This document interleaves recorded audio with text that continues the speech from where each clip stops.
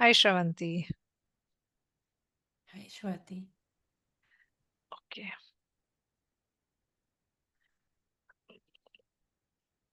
So just disconnect from all external distractions, connect to Krishna.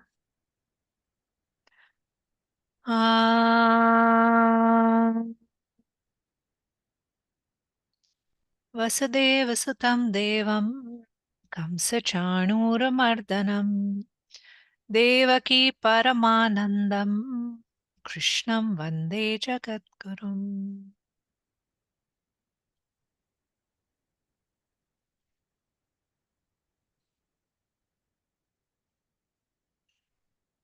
Okay. So, I picked this up because last time we had started with those different Vedanta systems. You were not here, but you may be familiar. So, just for Sangeeta's sake, I'm going to do this because Sangeeta has been interested in Vedanta. So, uh, uh, you may actually know this already, Sangeeta, but Vedanta framework, mein there are three. It's not just Advaita Vedanta, which is what Swami Sarvapriyananda follows. There is also the Dvaita system, which falls under Vedanta. There is also Vishisht Advaita, which is also part of Vedanta. So this is like you can take a screenshot of the slide, you will understand. Like Advaita, they will keep saying, it's just oneness, everything is same, and their whole approach is universe is mithya. It's all Maya, everything is Maya. Dvaita, which also correlates with our yoga system or Sankhya system, is dualistic model, which is like in our Sankhya yoga model, it is Purusha Prakriti. In the Dvaita model, which is a bhakti, really pure bhakti model, it is I and the divine. I and God, they are two. So this is how they work. And Vishishta Advaita is a combination of Advaita and Dvaita. So to begin with, there are three. There is Jiva, there is the universe, which is Maya, and then there is Narayan. They each has its reality. That's how they will explain it. But once you begin to understand this reality, you will see the Advaita principle. Your experience is that of Advaita. Ultimate experience upon enlightenment is that of Advaita. In Madhvacharya Advaita, they will say the ultimate experience is that you will go to Vaikunt. You will be with Krishna or Vishnu, whatever they say. So the divine is a reality for them, like that. Okay, so just to I had touched upon this because Swami Sarvapriyananda, when he began this chapter, he does speak a little bit about it. So and I was interested, so I bought that in. And just to clarify for those of you who are interested in looking at Vedanta, because really Bhagavad Gita is part of Vedanta. Bhagavad Gita, Upanishads, and Brahma Sutras, these three texts are part of Vedanta, which is the end of Vedanta. But the Vedas per se is like all the four Vedas, and there is a part of it which is before Vedanta, which is called Purva Mimamsa and Karma Kand, which was all about ritualistic practices, etc. So there is that portion, but this second portion, which is made up of Upanishads, Brahma Sutra, and Bhagavad Gita, is called Vedanta. Okay, so in the Advaita Vedanta, what is the method? Like, see, we are all Yoga Sutra practitioners. I am a Yoga Sutra practitioner essentially, but see, in our Krishna Connect practice, what we used, if you look at it carefully without knowing it, maybe because I studied with Manoj, and without my knowing these terms of Vedanta, Nididhyasa, and all of this, Manoj didn't use these terms in class when he taught us Hatha Yoga and all. But the way he taught Hatha Yoga, how I learned to teach yoga and how to integrate the philosophy and the teachings of yoga onto the mat practice really came from him. And what he was doing was this. I understood it much. I got the connection later when I started studying. I mean, when I learned a little bit more of Vedanta. So he didn't use all this. So, even during our asana, he would make us go into Shravana, where he would talk in the background of certain either a philosophy or some teaching, or he would connect it to some scientific principle. Then he will tell you to pay attention to this. So the breath was something that you did on your own, but he was in that position, he was filling your mind with shravana so that you would carry it with yourself and then do manana on it, which is contemplation. In Vedanta they say contemplation they use the word meditation for contemplation, which is not the case in Yoga Sutra and Patanjali. So if you're speaking to people who follow Vedanta and they say meditation, their understanding of meditation is very different. When we say meditation, it's dhyana of Ashtanga Yoga. It's very different. Or it's Kriya of the Maharishi Patanjali Yoga system. Their manana is contemplation. And based on this manana and processing of this information, you then do nididhyasan. This is what we did in Krishna Connect. We do Shravana. We listen to Gita. We listen to Bhagavatam. We have stories of Krishna. We know a little bit about him. We know he's connected with the flute, what the peacock feather means, the gopis, what are his favorite foods. So we have some, through listening, we know something. Then based on that, we start doing manana. Oh, Krishna loves the poha. So let me make, we then put it into application that today when I cook, I will cook with this bhav that I'm doing it for Krishna. That is called nididhyasanam. Actually applying what you learned into real life so that it starts becoming, it's almost like porous, okay? Life becomes porous. I don't know how else to say it, where your contemplation starts moving into a real realm. It's like real, it's really happening for you. Like Krishna is there, that feeling is there. So even when you're drawing, that feeling is there, the connection to Krishna becomes very strong. So nididhyasan is that stage. So these are the 3 steps in the Advaita Vedanta model. This is just for those of you who are interested. When I did my Art of Living programs also, they keep speaking of the qualifications for a sadhak. And in Yoga Sutra, and I like to compare it with Yoga Sutra, the first sutra in Yoga Sutra is Atha Yoga Anushasanam. Now begins the discipline of yoga. So there is no qualification. What is your qualification? Simply that you're interested. Now that you have come to it, or that you have realized that whatever you thought would fulfill you, and if you thought that your desires would be fulfilled and you'd be happy, and you realized sab bekar hai, kuch nahi hota aise, nothing brings me fulfillment, and you've come to this point, now is the time for yoga. That's the only qualification that's needed. I also want to mention Ramana Maharishi. Somewhere Swami Sarvapriyananda says that the moment, so like they give all these qualifications for a sadhak, for someone who is a spiritual seeker. Discrimination, you must have viveka, you must have vairagya, some sort of vairagya you must have, not be compelled by that which is material or physical, whatever. Mumukshatvam, some intense desire, seeking, longing, basically this is your desire to learn and grow. Being the disciple of the highest order is a mumukshu. A disciple of the highest order would be called a mumukshu. And shat sampatti, which say mastery of mind, sense organs, abidance of mind and sense organs, forbearance, which is titiksha we spoke of, trust. Trust in the sense, trust in Upanishad. You may not have verified, pending verification, concentration of the mind. They actually give this as like, like beginning stage sadhak should have certain qualifications like this.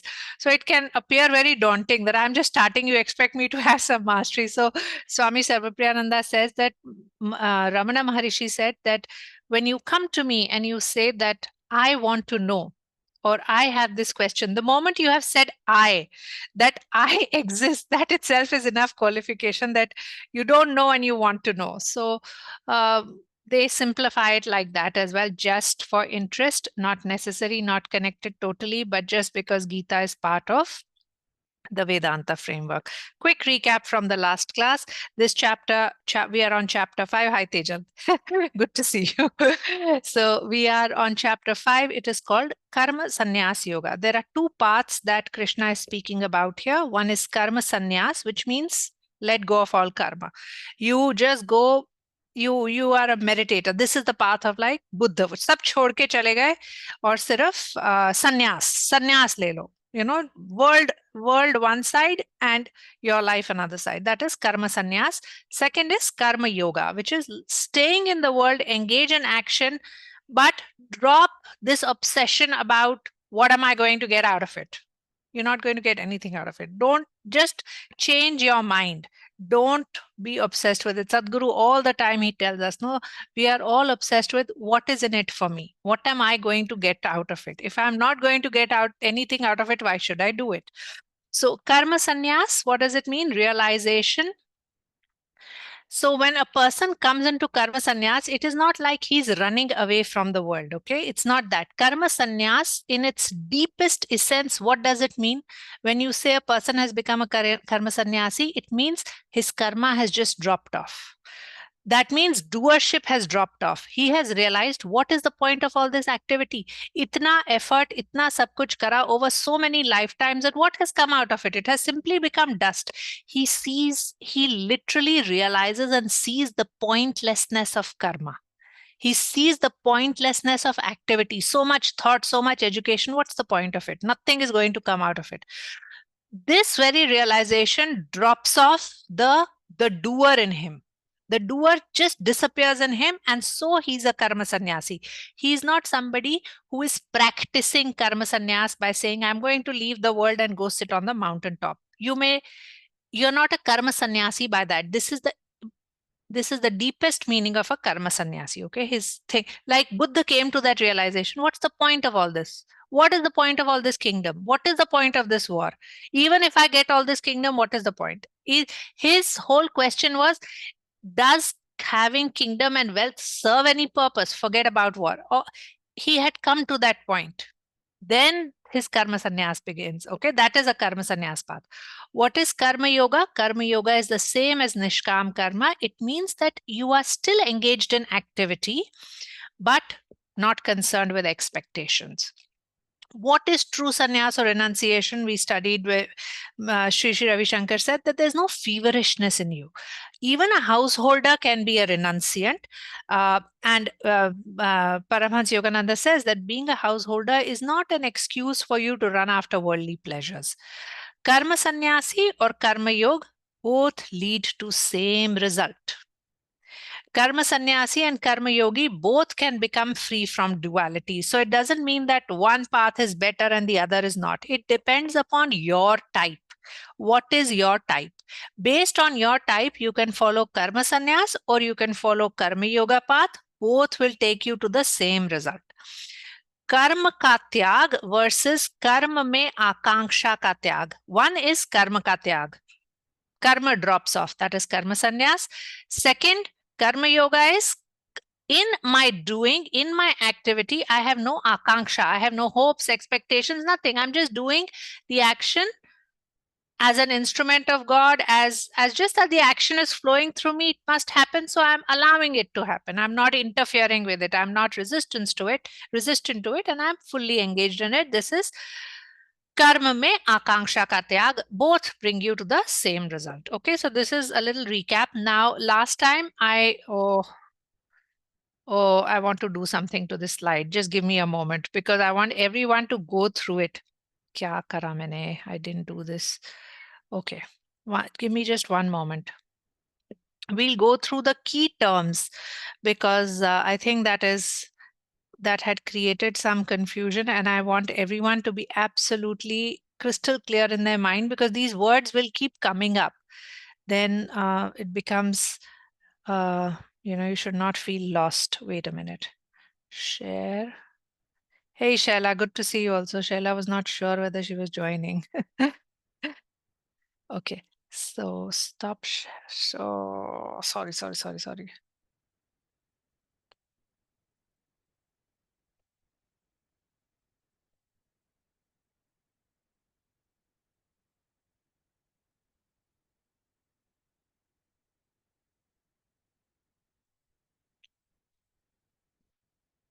I am so sorry.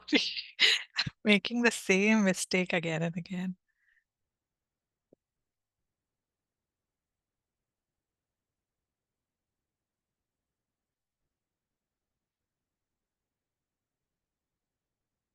Okay, let's go through this. First thing, what is karma? Think about it, okay? Quickly, everybody should be, you don't have to answer aloud, but within your head, let's just be very clear. What is karma? Karma is any action or any activity. It could be mental, it could be physical, it could be verbal. This is karma, okay? What is karta? Who is karta? Karta is I, the doer, okay? So, karta is the doer. What is karma sannyas? Karma sannyas, we said, is the dropping of all activity, leaving all activity, cessation of activity. It is not just outward, but mental too. You can't say, I will leave the world. It is like tyag of the world. Yes, you can say, I'll leave the world. I will go sit on the mountaintop, and then my mind doesn't stop. It's going crazy. Thoughts are running, non-stop. Then that's not karma sannyas. Karma sannyas means that whole act, the point of activity becomes meaningless for such a person. This realization is so deep that physical and mental activity begins to, it ceases. See, it's like it's a nirodha state. Vritti, chitta vritti nirodha. This is the ultimate karma sannyas, okay? That is why Buddha could meditate. If he sat, he sat. Okay, it is not laziness or running away from activity. Remember that karma sannyas is not that. What is nishkam karma? That means you are engaged in activity, but there are no expectations inside you. This is nishkam karma. Nishkam karma is the same as karma yoga. These two words are used interchangeably. Okay, I want to speak, okay, maybe after this slide I'll speak. What is sakam karma? Sakam karma is an activity or an action in which you engage, where you engage in the action for a specific goal. Okay, so it could be anything, like you have decided, I'm going to exercise because I want to lose 10 pounds. Okay, so it's a sakam karma. It's done with expectation, absolute clear goal and expectation. I want to do it. I'm not doing it just for the heck of, just like that. Okay, so this is, or you may do a particular, like I said, a particular worship, a particular puja for a benefit. See, Navratri is coming. Now, here's an opportunity for all of us. How many of us are going to engage in that activity of Navratri simply as an expression of our love for the Devi? Or are we going to, do it out of fear because, oh, if I don't do it, something will happen to me? Watch this within yourself. I'm not saying decide. You just do what you have to do, but watch what is rising inside you. Or am I going to do it because, oh, I want this thing to happen to me? Yeah. And don't worry, whatever comes is okay. If you feel fear, notice that, I have this fear right now inside me. It doesn't matter. Leave it, continue with your practice. But the more you watch, the more it will be like, you're shooting. It's like dart. The bubbles are breaking. So it's good to watch. Just and don't judge. Whatever you see in rising in yourself is fine. So that is sakam karma, activity taken up to fulfill a certain desire. What is akarta? Who is akarta? Very important. We become very clear. Action goes on, but there is no doer. There is no I. So akarta really is a state of mind. This state of mind happens to both, to the one who is in karma sannyas. Because if there is no akarta, how is karma sannyas possible? It's not possible, no? You have to be in an akarta state for karma sannyas to happen. If you have to be in nishkam karma, then also akarta status is necessary. If you are not akarta and if you are the doer, how can your karma be nishkam? Because if there is a doer, then the I exists. So akarta precipitates in both karma sannyas as well as karma yoga or nishkam karma. Can activity be unmotivated? We spoke about this last time. Yes, if you established an akarta bhav, your activity can be totally unmotivated, and yet there can be complete and total involvement in it. So Osho बोलते हैं कर्म संन्यास की बाहिर व्याख्या, outward expression of कर्म संन्यास कर्म त्याग है. That is how it looks. But अंतर व्याख्या is कर्ता का त्याग. That means a karta bhav. It's the same thing that I said. A karta precipitates in both karma sannyasi and karma yogi. That is why, and that is the goal. Why do we say karma sannyas and karma yoga takes us to the same goal? What is the goal? A karta ka bhav. There is no karta, there is no doer in me, there is no I, the I has gone. Okay, does that make sense? And have I clarified this? Are we all very clear on these terms? Because they will keep coming up, then we'll get lost. So we should be very, very clear on these terms, what it means. Okay, you can take a photo, whatever you want, a screenshot, or I'll send a screenshot later, and can just make sure you get this right. Okay, this is directly from Osho, because sometimes I just can't say it. He just says it so well. We are not in despair because of karma, but the pain is because of expectation attached to karma. Okay, it is not the see some think of an activity which you really dislike or you don't like doing it. You will notice, by itself, the activity is not a problem. It's all that surrounds it and all the entanglement that we've got. Reflect on it. And maybe, it needs a little bit of reflection. The person who has abandoned action and fled also becomes peaceful. There is no reason for unrest left. But the person who has given up the desire for results, all the reasons for unrest remain present. But there is, okay, leave this. I'm going to come back to this, and this has a certain thing which we are not ready for right now. Okay. Why? See, the person who runs away, he has no reason for unrest left. Why? Dunya to chhod di, all the problems are left behind. Okay, that's what he's saying. But the person who has given up the desire for the results, all the reasons for unrest remain present in him. Okay, I will come back to this later. This needs a little bit more explanation, and I'm not ready for it right now. I will explain to you when we come to that shloka. Ashanti, we'll come back to that. Leave it. I shouldn't have put it in this. I was thinking, I was on that slide and I came back here. Okay, let's move on. So the 5th verse. The supreme state that is attained by means of karma sannyas is also attained by working in devotion. When we say working in devotion, we mean karma yoga. This translation is from Swami Mukundananda. Okay. Hence, those who see karma sannyas and karma yoga to be identical truly see things as they are. They say, yes, karma sannyas, karma yoga, if you see correctly, you will see that they are both the same. But do we see it correctly? See, so Osho begins by explaining with drishti and drishya.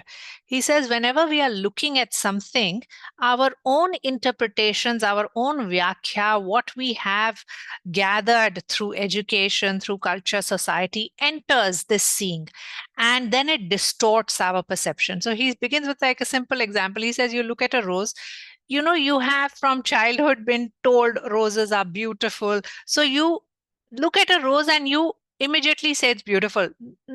There is no direct perception. It's like there is a layer of thought which has entered, and through the layer of thought you have made a decision or a conclusion.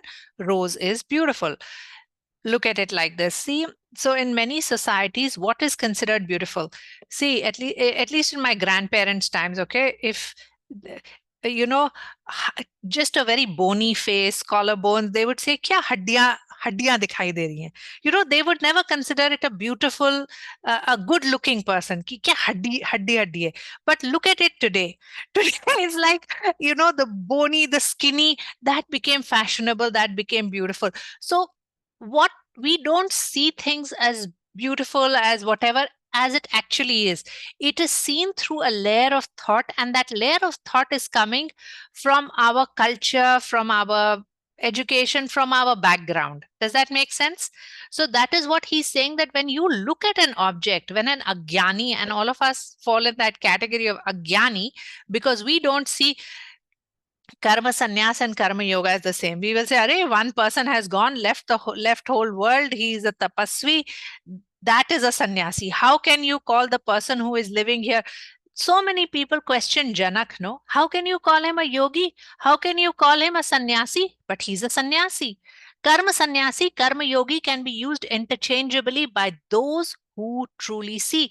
They would mock. They would say, when Ved Vyas wanted to send his son Sukhdev to Janak for education, to learn something from him, people would say, oh, he sits in a palace, he's surrounded by luxury. What kind of a sannyasi is this? It's very difficult. So a jnani does not have that drishti. His perception is colored. He does not see them as the same because he does not see things as they are. So this is what happens. So when we see an object, the subject enters it. The subject meaning our own thoughts, ideas, ideologies, concepts, doctrines, everything enters, and therefore we see through thought. We don't see through a transparent glass. That's how I can explain it. You are seeing through thought, so it is colored and it's like tinted glasses. Okay. Karma sannyas or karma yoga. Okay, so that was the first thing he said. So Osho explains, to us it appears like they're two opposite things. In one, you are leaving all karma and running and doing nothing, and on the other hand, you are saying that you keep working in the world and you will be the same. It appears opposite to us. It's very difficult for us to understand that, but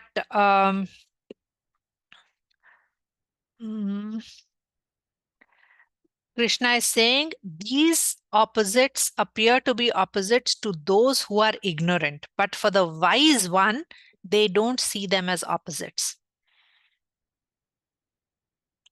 Because the wise one does not see duality.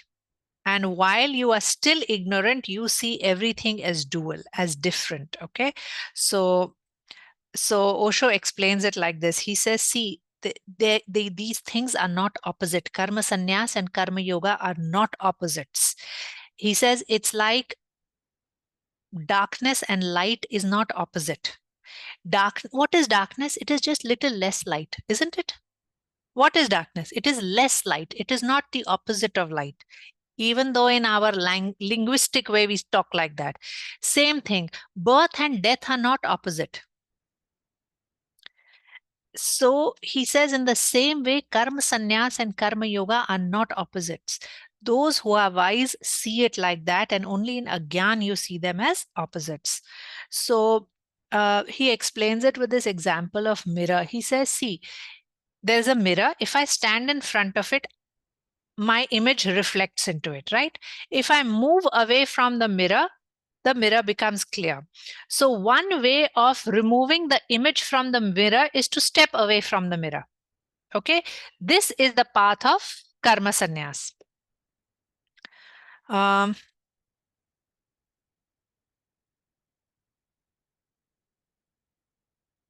No, he says breaking the mirror. The second way that the image can disappear is you take a stone and you break the mirror. Then also the image disappears. So the result is the same in both, that the image in the mirror disappears. One, when you step away. Two, when you break the mirror. So he says breaking the mirror is like moving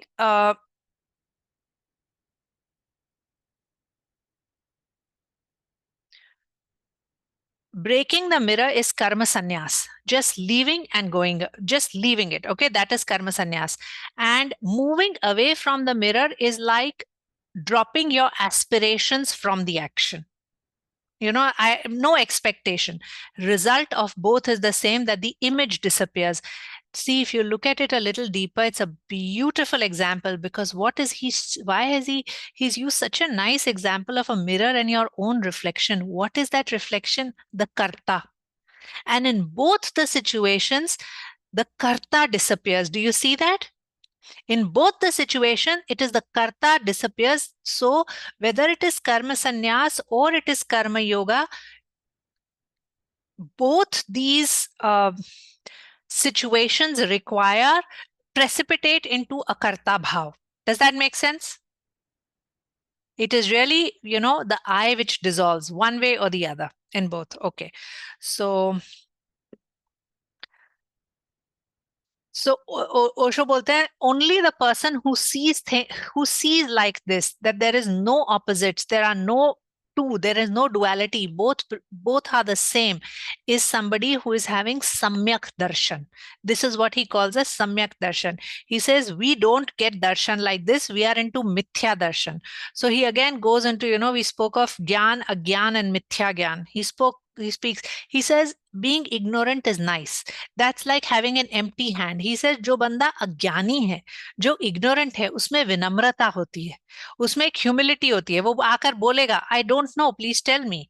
There's a certain, and I like the word he used. I don't think humility is a translation for vinamrata, but I think vinamrata has a certain connotation. Those of you who understand Hindi will get it.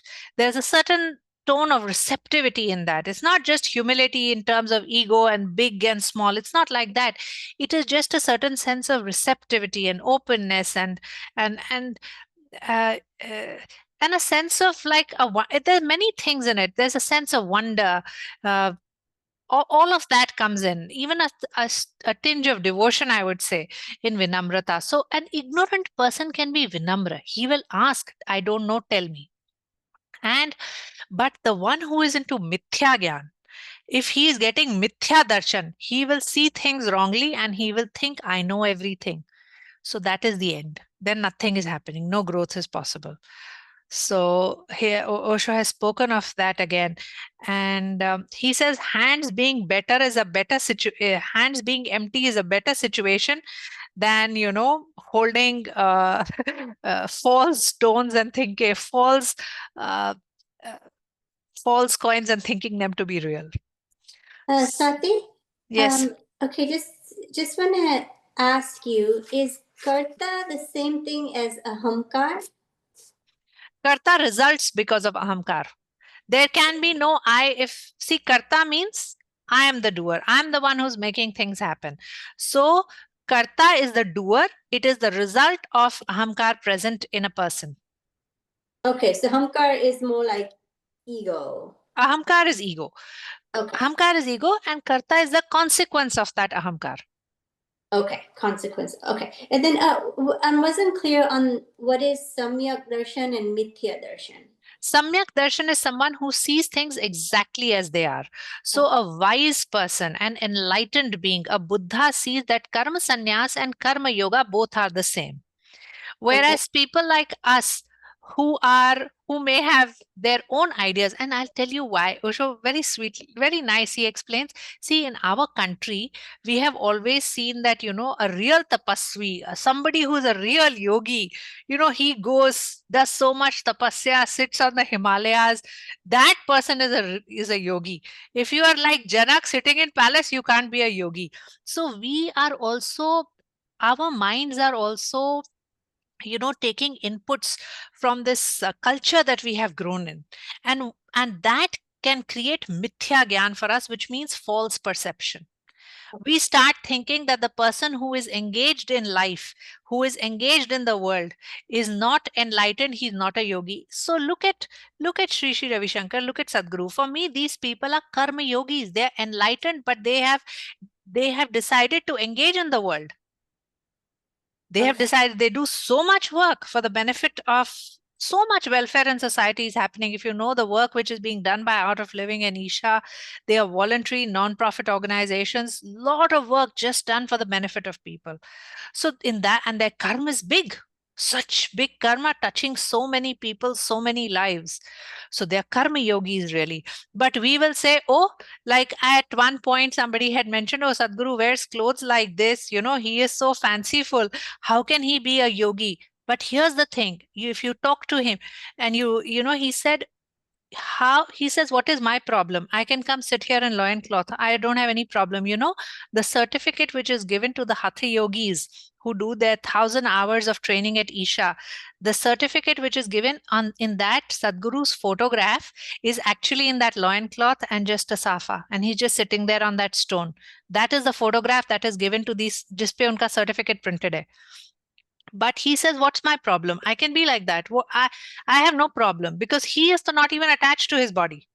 He can just walk any which way. But he says, when you are working with people and you are trying to share things, how you present yourself decides receptivity. We do all of us do this. In the world, if you have to function, some things have to be managed. When you go for your meeting, when you are holding a presentation to senior leadership, there is a way you will present yourself, isn't it? There is a way you present yourself when you go to work. You don't go in the clothes that you're wearing at home. So it is, he says that, and he explains that. He says you even owe it to people to present yourself well. It's all those movers, when if you relocate, they have clear instruction on their personal hygiene also. They can be stinking otherwise with the amount of work they do and the sweating they do. So how you present yourself is a way on how you function in the world. It is not a statement about, oh, I want to look fanciful. You think he cares about it? The same thing with Jiddu Krishnamurti. There's an incident where Sadhguru says one of his secretaries or whatever thought that he was not enlightened or whatever, or why a man like him is spending so much time trying to pick up tie. But he was like that. He dressed in suit and tie because he was working with the Westerners, with a different kind of community. So when you have to relate and you have to create receptivity, you have to present yourself in a certain way. This is not about them. This is about making things work. Does that make sense? Okay, now why did I speak about that? Where did I go off? I went off on a tangent. And sorry, one other thing I didn't understand. Drishti, Drishya, and Darshan. Drishti is what you see. Okay. Drishti, how am I seeing things? Is my drishti clear? Drishya is that which is seen. Okay, so what do I see in the mirror? And is the mirror, okay? Drishya, the whole thing, and darshan is what is revealed to me. Okay. Okay, that was, I just kept it as my reminder for that example with the mirror. Okay. No need to worry about the technical terms there. Don't worry about that. Okay, so so I was speaking of mithya gyan, false perception. So we have these ideas which create false perceptions in us. And we think that just because a person is dressed in a certain way, or just because he is engaged in the world, how can he be a sannyasi? How can he be a yogi? He can't be a yogi. This is mithya darshan. We do not understand. Okay. Now, one very nice example that Osho has given. He says, see, you will say space and earth are two different things, isn't it? We will all say space is different, earth is different. So Osho says they are not really two. They are one and the same. He says space surrounds earth. Can you tell me where does space end and where does earth end, and where are they two different? Space is surrounding earth. If you keep digging a well, all you find is space. So that means space is inside the earth. How are they different? It's a very beautiful example. I thought it was so nice to explain that there is no duality. It is just in your head because you don't see deep enough, or your perception is not clear, so you don't see it. But space and earth are not different. They are both the same. One is coming out of the other. They are intertwined. So, all right. Let's move on. One shloka. Okay. Sorry. So this is the popular notion in our country. I told you, karma sannyas, karma yoga. And Swami Mukundananda says it depends upon the state of mind and depth of devotion. Your whether coming into karma yoga requires that. It requires devotion. Karma yoga cannot happen without devotion, because karma yoga says, I'm the instrument. God, whatever you want to do through me, do it. I am available to you. Ab acha ho, bura ho, mere ko kuch nahi pata. Whatever you want to do through me, I'm available. My hands are available. My speech is available. Whatever I'm saying, you made me say. Whatever I'm doing, you made me do. Whatever I'm receiving, you gave it to me. So I become like that. And so good, bad, everything drops. Whatever is prasad. That's it. So the wise see no difference. Devotional service leads to realized knowledge from within. That's what Swami Mukundananda says. I want you to look at this photograph very carefully. This is, Keshaji's painting from Krishna for today, but really this is Karma Yoga. You feel whatever you are doing is supported through him. It's his act. It is his yagna. He has started. He is pointing you in a certain direction. So whatever you do is happening through him. This is Karma Yoga, and this has to become a reality within us. Is there anyone here who is practicing this sadhana of Karma Yoga and has come up with your own ideas to deepen into this way of living your life? If you have your own ideas, I have 2 minutes, 3 minutes, quickly. Anybody has any ideas to share? See, all this is very nice to say, do everything like puja. If you don't connect to puja, you can't do everything like a puja. It doesn't work for you. It's not your idea. Like Vedanta, they'll keep do everything as puja. It's okay. Or I will do it and offer to God. How are you really doing it or feeling it day to day in your workplace? How is anybody consciously applying this idea? Because if you're not, then all this is theory. Or Krishna bolenge. Ha, bolo Divya. Unmute, please. No, Swati, I think how I try to practice it when I can, when I'm mindful, is this, that no matter how the other person is in a relationship or in a family, I want to act from my higher self to the best of my ability. So and where like the higher power comes in, I feel that the situation has been given to me by God, or by the universe, to help me learn something, and help me become better. So I literally, if it's a difficult situation, God is giving me a chance to practice my spiritual learning like every day. I should not. So when I think like that, when I've done my prayers in the morning, and then I think it's a lot easier then.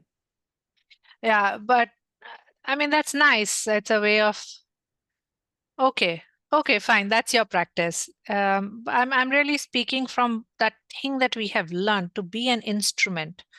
How are you surrendering to be an instrument? Are you refining yourself as an instrument? Have you chiseled yourself to allow the divine to flow through you? Which basically means is your acceptance of life growing higher and higher.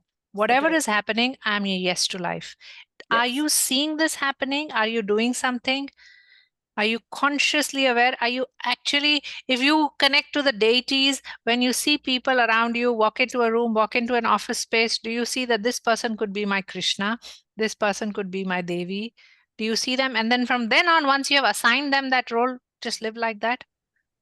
No, not that. Not the second thing that you said. Not at Yeah, all. so Very that far, is deep. very, very far from that.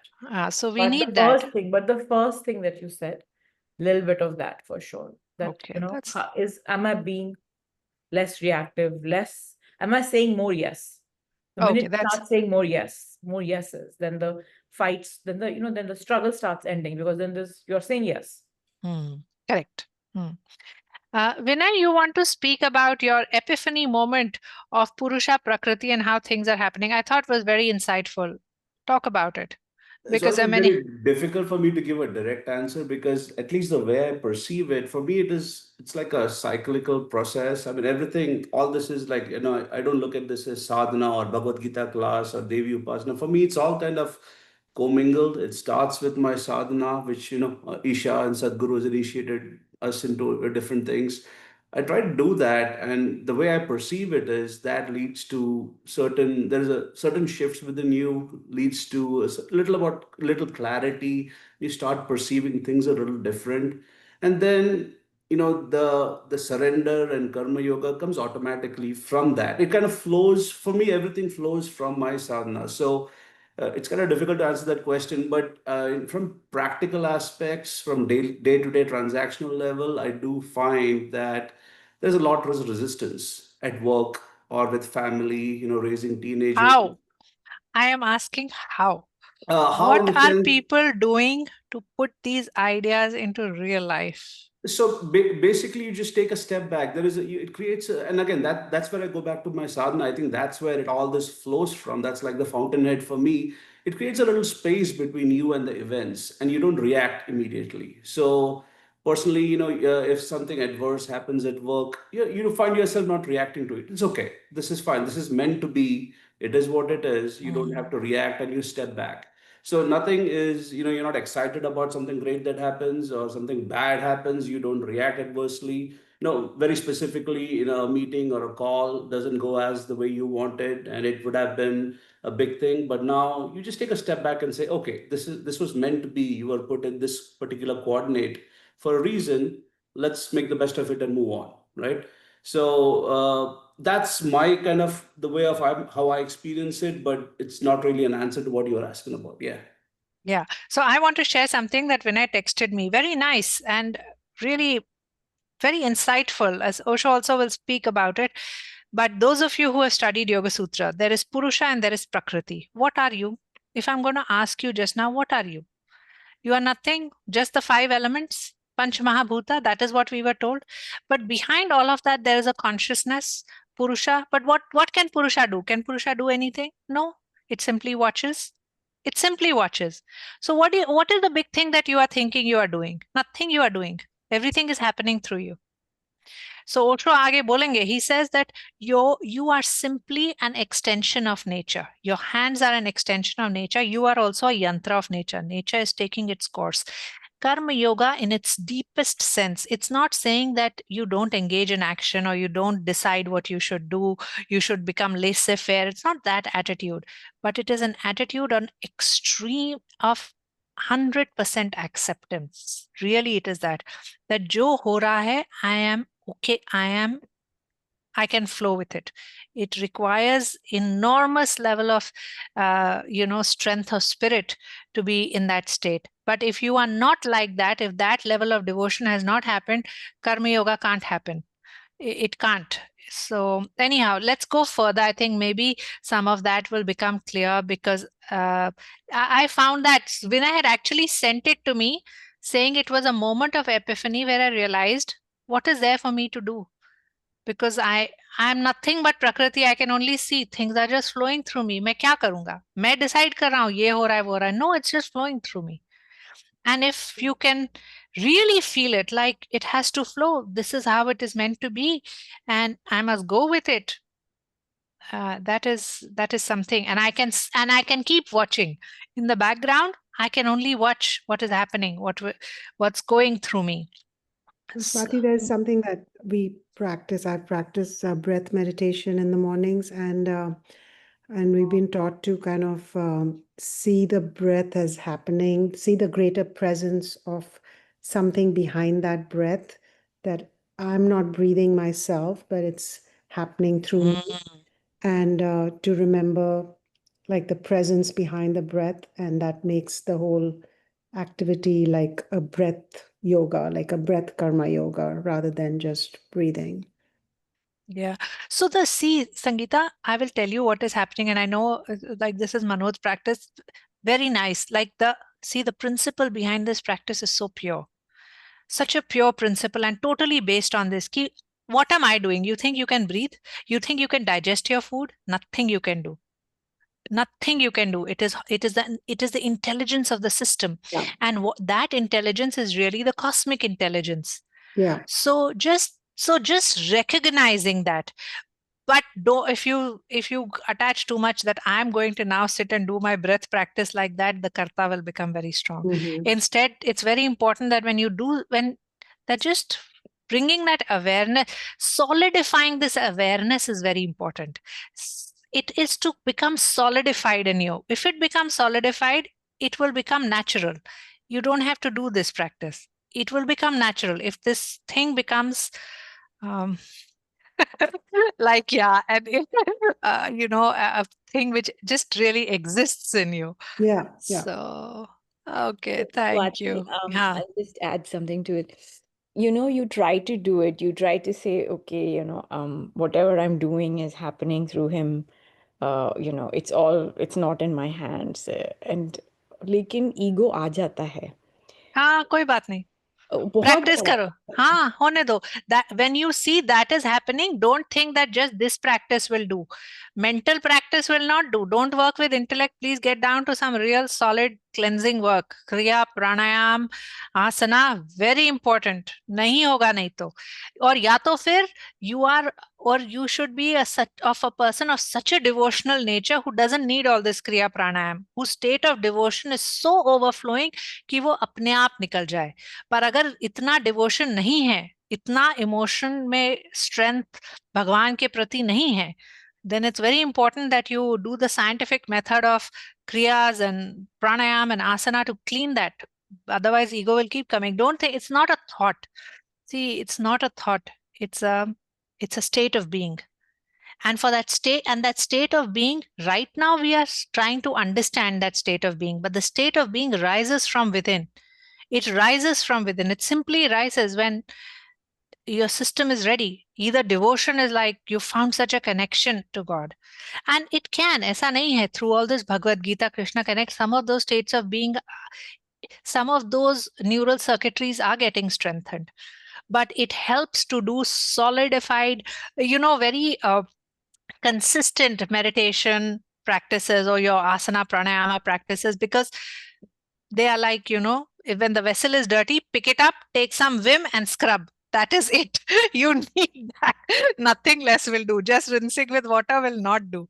So we all need that. Don't ever discount that. That's Antakaran Shuddhi, right? Mhm. Swati, I think Monica just said what I was trying to say more articulately. So मैं ये बोल रहा था कि I cannot try to do bhakti yoga or karma yoga or do anything.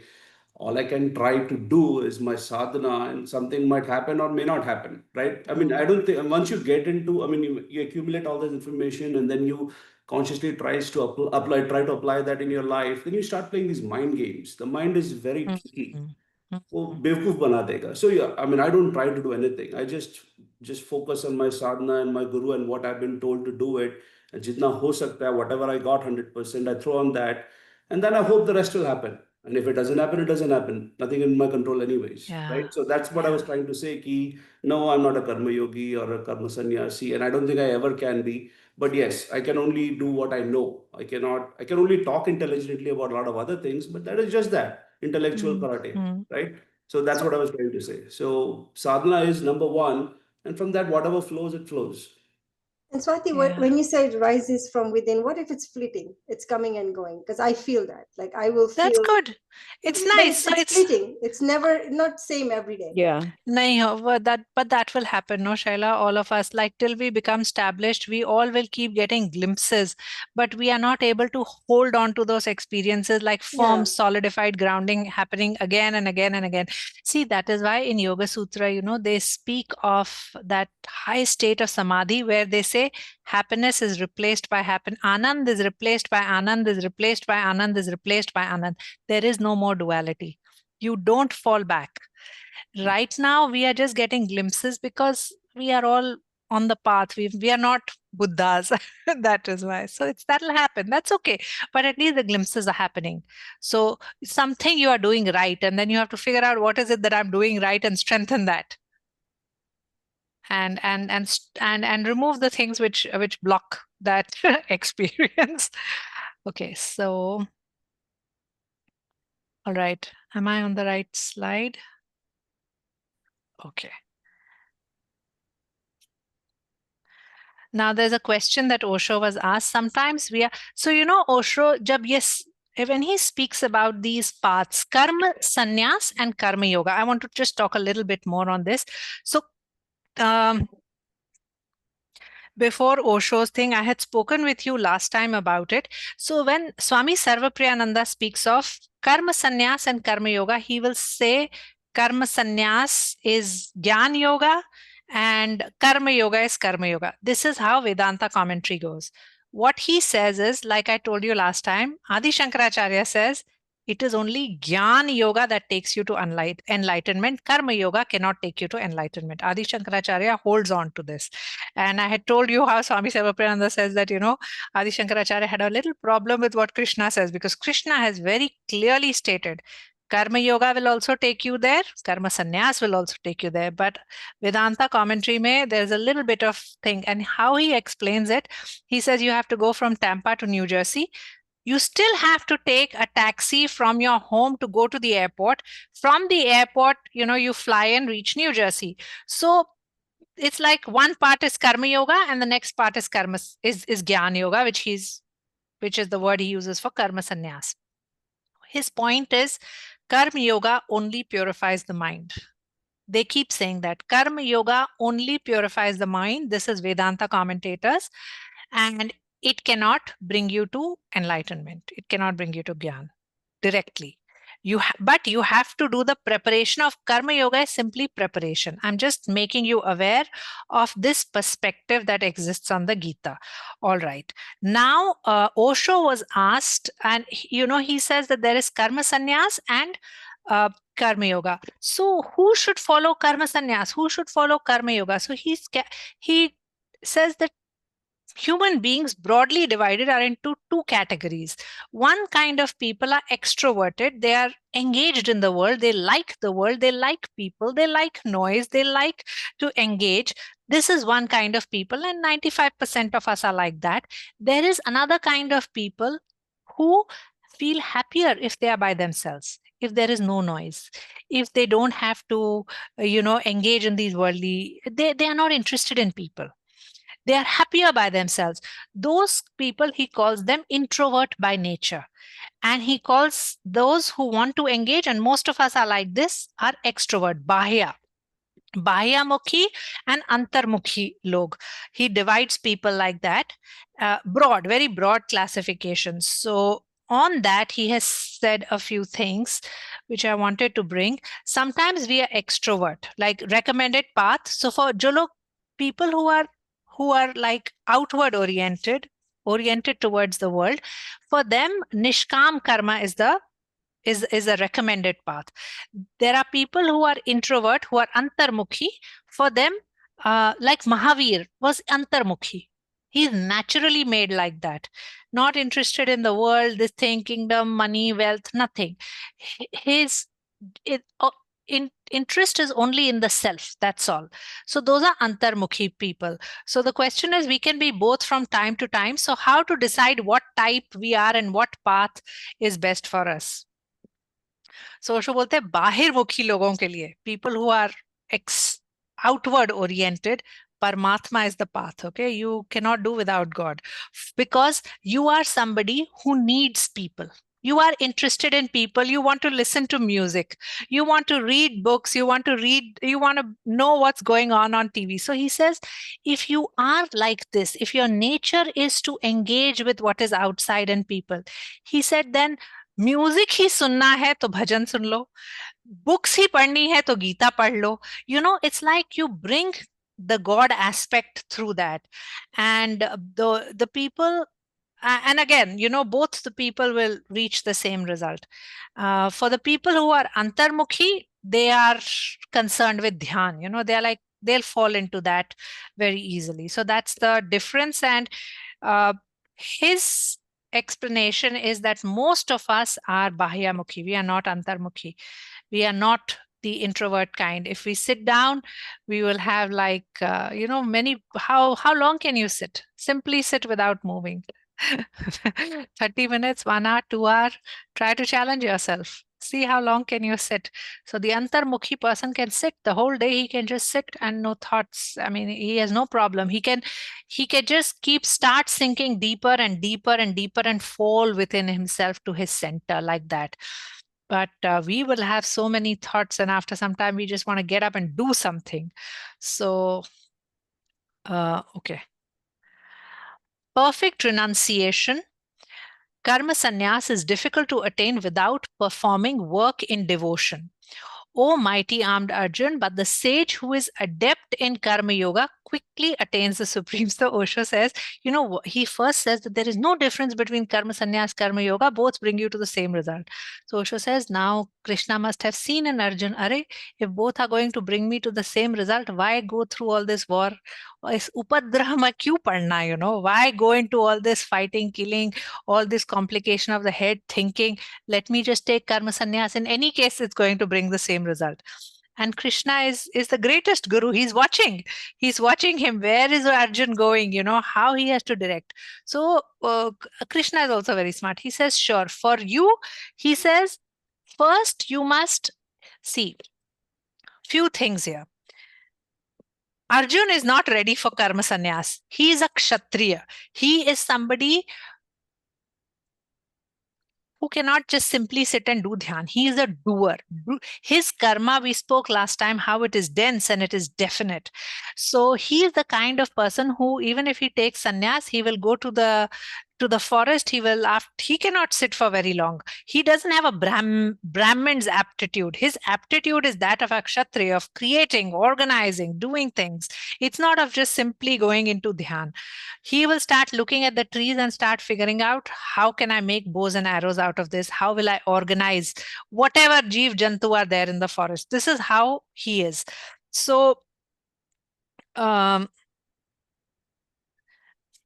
Nishkam karma is easier for him. He is a kshatriya. So Osho says that for a kshatriya, karma chhodna is very difficult. He cannot drop karma. He can drop fruit of action. This is easy for him. Think of it like this. See, once you're in a battlefield, you've got your sword. You're not going to stand there in the battlefield with a sword thinking whether I should use my sword or not. That is not how a kshatriya is. But you can completely drop the idea of whether I'm going to win or lose in that moment. Isn't it? Isn't it? That's true. That is why nishkam karma is a preferable path for someone like Arjun, which is what Krishna had told him earlier also. So for him to drop karma with his desires intact, that is very dangerous. Now, suppose someone like Arjun, see, a karta is very important. No, a karta happens when all desires drop. Correct? A karta can only happen when I don't want anything, all desires drop. Now, he has all these desires. His mind is not purified. But he says, because Kshatriya mind is different, it wants to do so many things. It has lots of desires. If he says, I'm going to become a karma sannyasi, I will drop the world and I will just simply go do dhyan, it is very dangerous. Because the moment he sits down, all these desires will start creating so much conflict and turmoil in him. Osho बोलते हैं, ब्राह्मण वो बन नहीं सकता. और वो क्षत्रिय की opportunity भी खो देगा if he runs away from this battlefield now. But this is what he wants to do. He's trying to use Krishna's own siddhant that, in any case, both will bring me to the same result. Let me just drop karma yoga, and in any case, karma sannyas will also bring to the same result. Let me just go away. So Osho बोलते हैं, जो आकांक्षा नहीं छोड़ सकता वो कर्म क्या छोड़ेगा? Arjun is full of desires. He's not past desires. He's not come into this akarta. So this is how he has. So what Krishna tells him is that Arjun, right now you do karma yoga with nishkam. First, you drop your desires. You simply go engage in this war. You do what you must do as a kshatriya.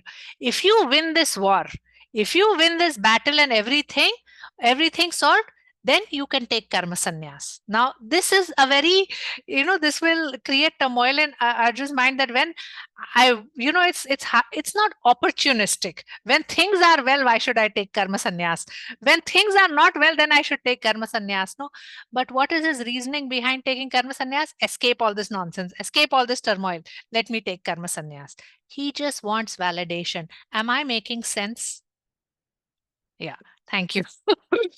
Okay, so some of this, with Osho, so many things I felt a little challenged how I'm going to pass this on.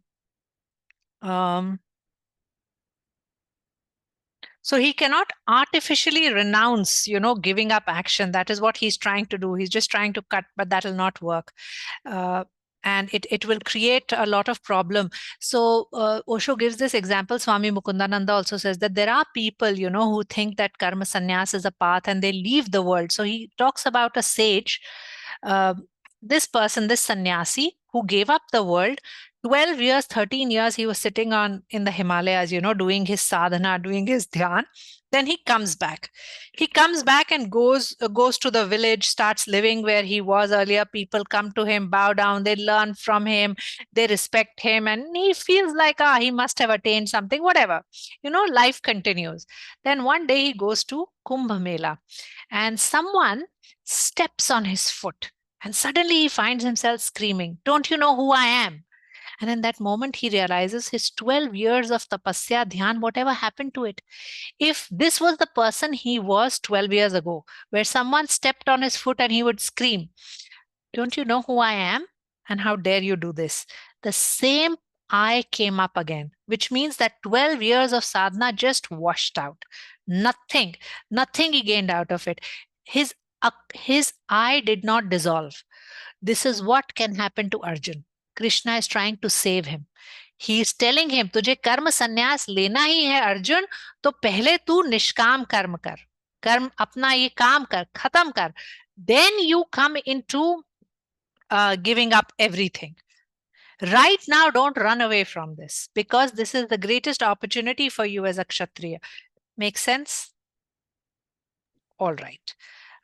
Let's move on. The karma yogis, who are of purified intellect and who control the mind and senses, see the soul of all souls in every living being. Through performing all kinds of action, they are never entangled. So a few things here. Who are purified of intellect? Antahkaran shuddhi. Jinka antahkaran shuddh hai, who are of, their consciousness is purified. Again, it's become transparent. Thoughts are not there. You're seeing things through a transparent glass. Through control of mind and senses. So once again, this idea of control, tapasya, please remember, Krishna is not speaking. This is translation from Sanskrit to Hindi, English, whatever. This control is not control of masochism, of suppressing and repressing. This control is once again of directing your senses correctly, coming into a state of balance. This is not control. This is about coming into a state of balance. This is a English translation, okay? Krishna is somebody, you must remember this, and I like how Osho explained it. He says, look at Krishna. Do you think a man like Krishna, who dances, who sings, who plays the flute, he cannot be against the body. He enjoys the body. That is why he dances, isn't it? Someone like that, you think he will speak of repressing the senses? He's not like that. So it's never about repression of the senses. It's not about torturing your body. That you see desires happening, now I'm going to control, I will torture myself, I will not let this happen. So in our culture, tapasya has also also has those torture connotations with all these, if you've seen in Kumbh Mela, they are walking on fire, lying down on bed of nails, but that is not tapasya. Okay, that is masochism. That will make your senses dead. It's actually making your senses numb. But a person who is going into the path of jnana or enlightenment, his senses should become fuller. They should become sharper, not numb. This kind of what we call tapas, like this, of hurting yourself, can actually make you numb. Okay, so the purified antahkaran, only if your antahkaran is purified. So Krishna is saying in this that once your antahkaran is purified, you can do whatever, everything is okay. When he says, in the Hindi translation, it says, like when I was listening to Osho, it says, जब तुम्हारे अंतःकरण की शुद्धि हो जाए, तुम कुछ भी करो, सब ठीक है. And Osho says this is one of the boldest statements that has come from a spiritual scripture, and we'll come into it later. First, purified antahkaran.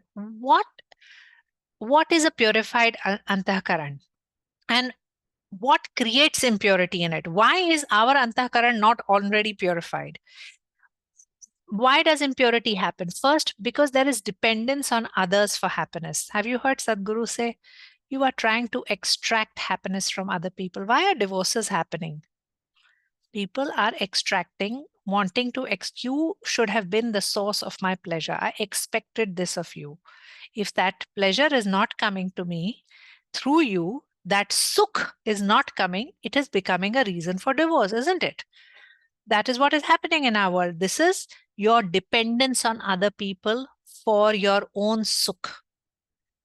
So Osho says any kind of dependence will create an impurity in your antahkaran on anything, whether it is your tea, coffee, your cigarette, your alcohol. For me, it is my dependence on my sweets. I have to have my sweet. Whatever dependence itself is a problem. So, Shwati, one question. So, is that not karta bhav which creates impurities in us? Absolutely. A karta bhav is also only what creates impurity. That is why we have desire, na?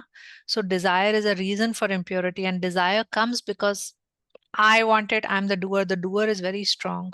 You're right. Then why is Osho saying like dependency is causing impurity? I didn't understand. So karta can be dependent, no? Karta means I. And I am not happy because I'm not getting this. Correct? So I am not getting this means I'm dependent on something or someone to get happiness out of them. You are not going to, let's take this in spiritual life. Lot of, I work with so many sadhaks, and in our groups, husbands will have a problem if their wife is going so much into sadhana. Tum jab dekho apna meditation karte rehte ho, or the other way around. The wives will start having problem with husbands. You are so busy just doing your meditation. You have no time for me. You are not paying attention to children. You will see this in sadhana among serious sadhaks. If they are not aligned together, it can be a problem, or they have deep respect for each other. There are couples that I've seen, there is just respect for the other person. That is why in any relationship, things will move only. First is respect. Love is a second thing. First is respect the other person for who and what he is. If you cannot even respect, where is love? That's a second thing. So then people are, what are they doing? You don't have time for me. You don't have time for home. Home is like this. That is like you want to extract happiness. If you want it, you do it. Why are you asking me to do it? It's like that. So this is dependence.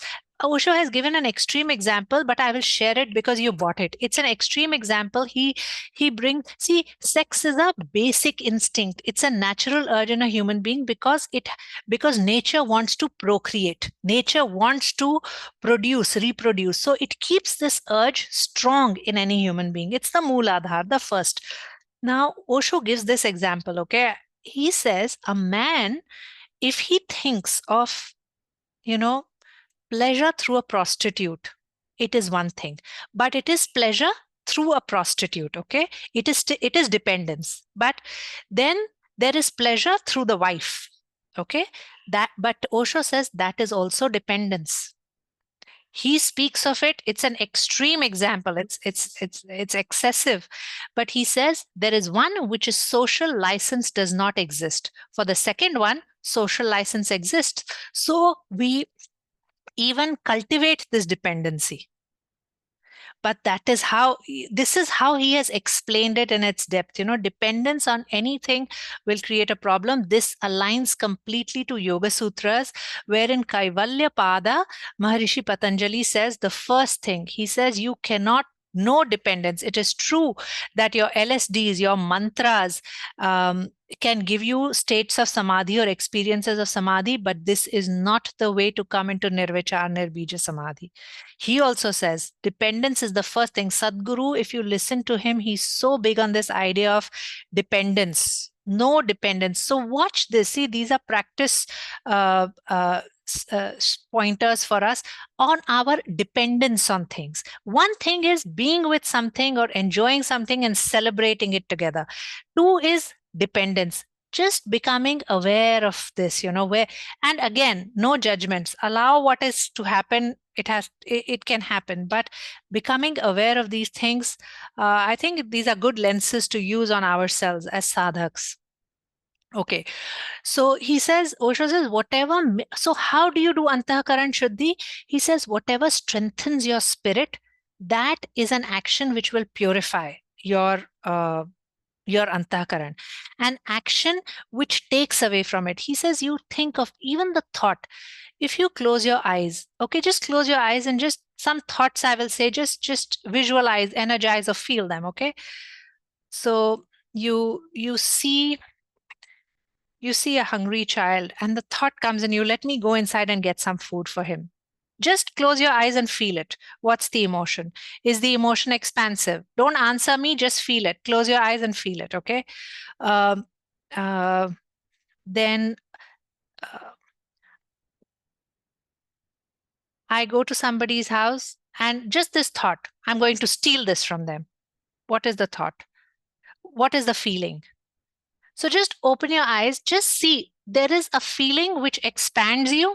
Isn't it an expansive feeling? Even the thought of daan karna kisi ko, to give something, is a feeling of expansiveness in you. This feeling of expansiveness, he says, will strengthen your spirit and create antahkaran shuddhi. And that which constricts the spirit. Now, you may, if I have to steal, so many thoughts will come. No, how will I steal? I will have to hide. I will have to come at a right point. Now, all these thoughts will start squeezing and creating a shrinking of the spirit, isn't it? Suppose you really wanted to plan this. Let me say we just wanted to steal without this person wanting to know it. So much planning, so much this thing. There is no expansion of the spirit. There's no freedom. It begins to freeze. It sukad jati hai. Hindi mein bolte na, sukad jati hai spirit. Whatever action, and be with that feeling, actions that create that shrinking of the spirit, those actions are internally telling you are not going to strengthen your spirit. Actions, or the thought of actions which create an expansiveness in you, are actions which will strengthen your spirit. It will purify your antahkaran. So this is it's something that one can work with. So tapasya, this idea of controlling the mind and senses, this tapasya is not atmahinsa. It's not about masochism. It's not about hurting yourself. So so a person who is established, a karma yogi who is established in this antahkaran shuddhi, who is of a purified intellect, Osho says, wo kuch bhi kar sakta hai. And anything that he does, it will not touch him. Whatever he does. So Osho says that when Bhagavad Gita was translated in English, the Western scholars had a huge problem with it. That how can someone say you can do anything? How can you do anything? Bible has 10 commandments, Islam, everybody gives you commandments to work with. And here you were told that if your antahkaran is totally pure and you're a karma yogi, whatever you do, nothing will touch you. You are liberated. Then you are like a lotus in that mud. Whatever, you can engage in any action. So bahar se we may feel like, if you look at simply like Osho, many people judge him. Many people may judge Sadhguru, may judge Shri Shri, because we will judge. We have limited perception. You will judge and you will say, how can you be a yogi? You do this, you do that. But you don't know what is inside. And that is something that only that person will know. Unless he decides to come out and say that I have come into this state. Which these people had to do it at some point, because if you don't, how do you help people? That's why they shared their moments of enlightenment. If people wanted to come and, they have shared their moments of enlightenment. Otherwise, they can go on living their lives, whichever way they want, very quiet lives. So within yourselves, within themselves, such a person will know that that they are in karma yoga. Does that make sense? Outwardly, you may think ye kya karma yoga? You're indulging, but they can do that Krishna is like that, isn't it? Very difficult. He does many things which doesn't make sense to an average mind. Do you see that? Very contradictory sort of behaviors, isn't it? He promised he will not take a weapon in the Kurukshetra war. Still, he said, okay, Arjun, I see you are becoming weak. He picked up the wheel. He was ready to attack Bhishma. Arjun told him, don't do that. You know, you will break your pratigya. I don't want your pratigya to break. Trust me, I will do it. So how do you think that Krishna is not a karma yogi or is not established in Nishkam karma? He is. But this is, nothing will touch him. Nothing will take away from it. So it can be difficult to understand such people from outside. That is why that is why I always feel that Guru is a phenomena which happens to you. It is an explosion inside you.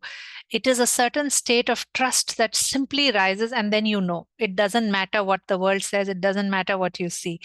And I don't know, anyhow. So, okay. Am I making sense? You know, I actually felt that I covered whatever 4 hours with Osho through this, whatever I'm covering today. And that was 3 audio commentaries. And the second of that audio commentary, I actually listened to it again because I was not sure how I'm going to explain all this. Some of these ideas are they can be confusing. I actually plan to send it to you. Those of you who understand Hindi, listen to him directly. Some of these things, I mean, you should just take it from him. All right. The question that he was asked, Krishna says for Arjun, Nishkam karma is better for him. But how is this possible without dropping identification with the doer? So we'll go with what he says. He says in Nishkam karma, karta and karma both need not be dropped. Carefully understand this. He says, कैसे वो निष्काम कर्म करेगा if he does not drop his identification with the doer? Remember, what did we say about Nishkam karma? We said Nishkam karma is concerned with fruits of action. It is concerned with fruits of action, and karma sannyas is concerned with activity. Okay, that's our starting point. In Nishkam karma, karta and karma both need not be dropped. Osho is saying that. So that is why, you know, it's such a good path for people like us, because we can't just dissolve our I. My I is strong. I want this, I want that. Yes, my I is strong. I feel bad. I like this. I don't like this. So he says both need not be dropped. Only drop karma ka phal. Don't worry about your I. Don't worry कि मुझ में कर्ता भाव है. कोई बात नहीं. होने दो. You simply drop karma ka phal. Don't be obsessed with what am I going to get out of this. Drop it. What can I extract out of this situation? What am I going to get out of this person? Drop it. Simply engage in the action and the activity to the best of your capacity and to your senses. Engage in it intelligently, that you are doing this work, that Krishna is your boss. He has assigned you this activity. Do it as best as you can because you report to him. Do it like this. But the day you drop the attachment to the fruit of action, the doership drops. So don't obsess. Don't make this like an intellectual thing. Ki, oh, I have so much I now. How can I do Nishkam karma? Don't worry. Within yourself, you say, you go with this decision that I will not be concerned. It is true that after you have gone through the whole action, that umbrella example, you may still notice traces inside you. Oh, I wanted him to say thank you. He didn't say thank you. Don't even worry about it. Don't worry at all.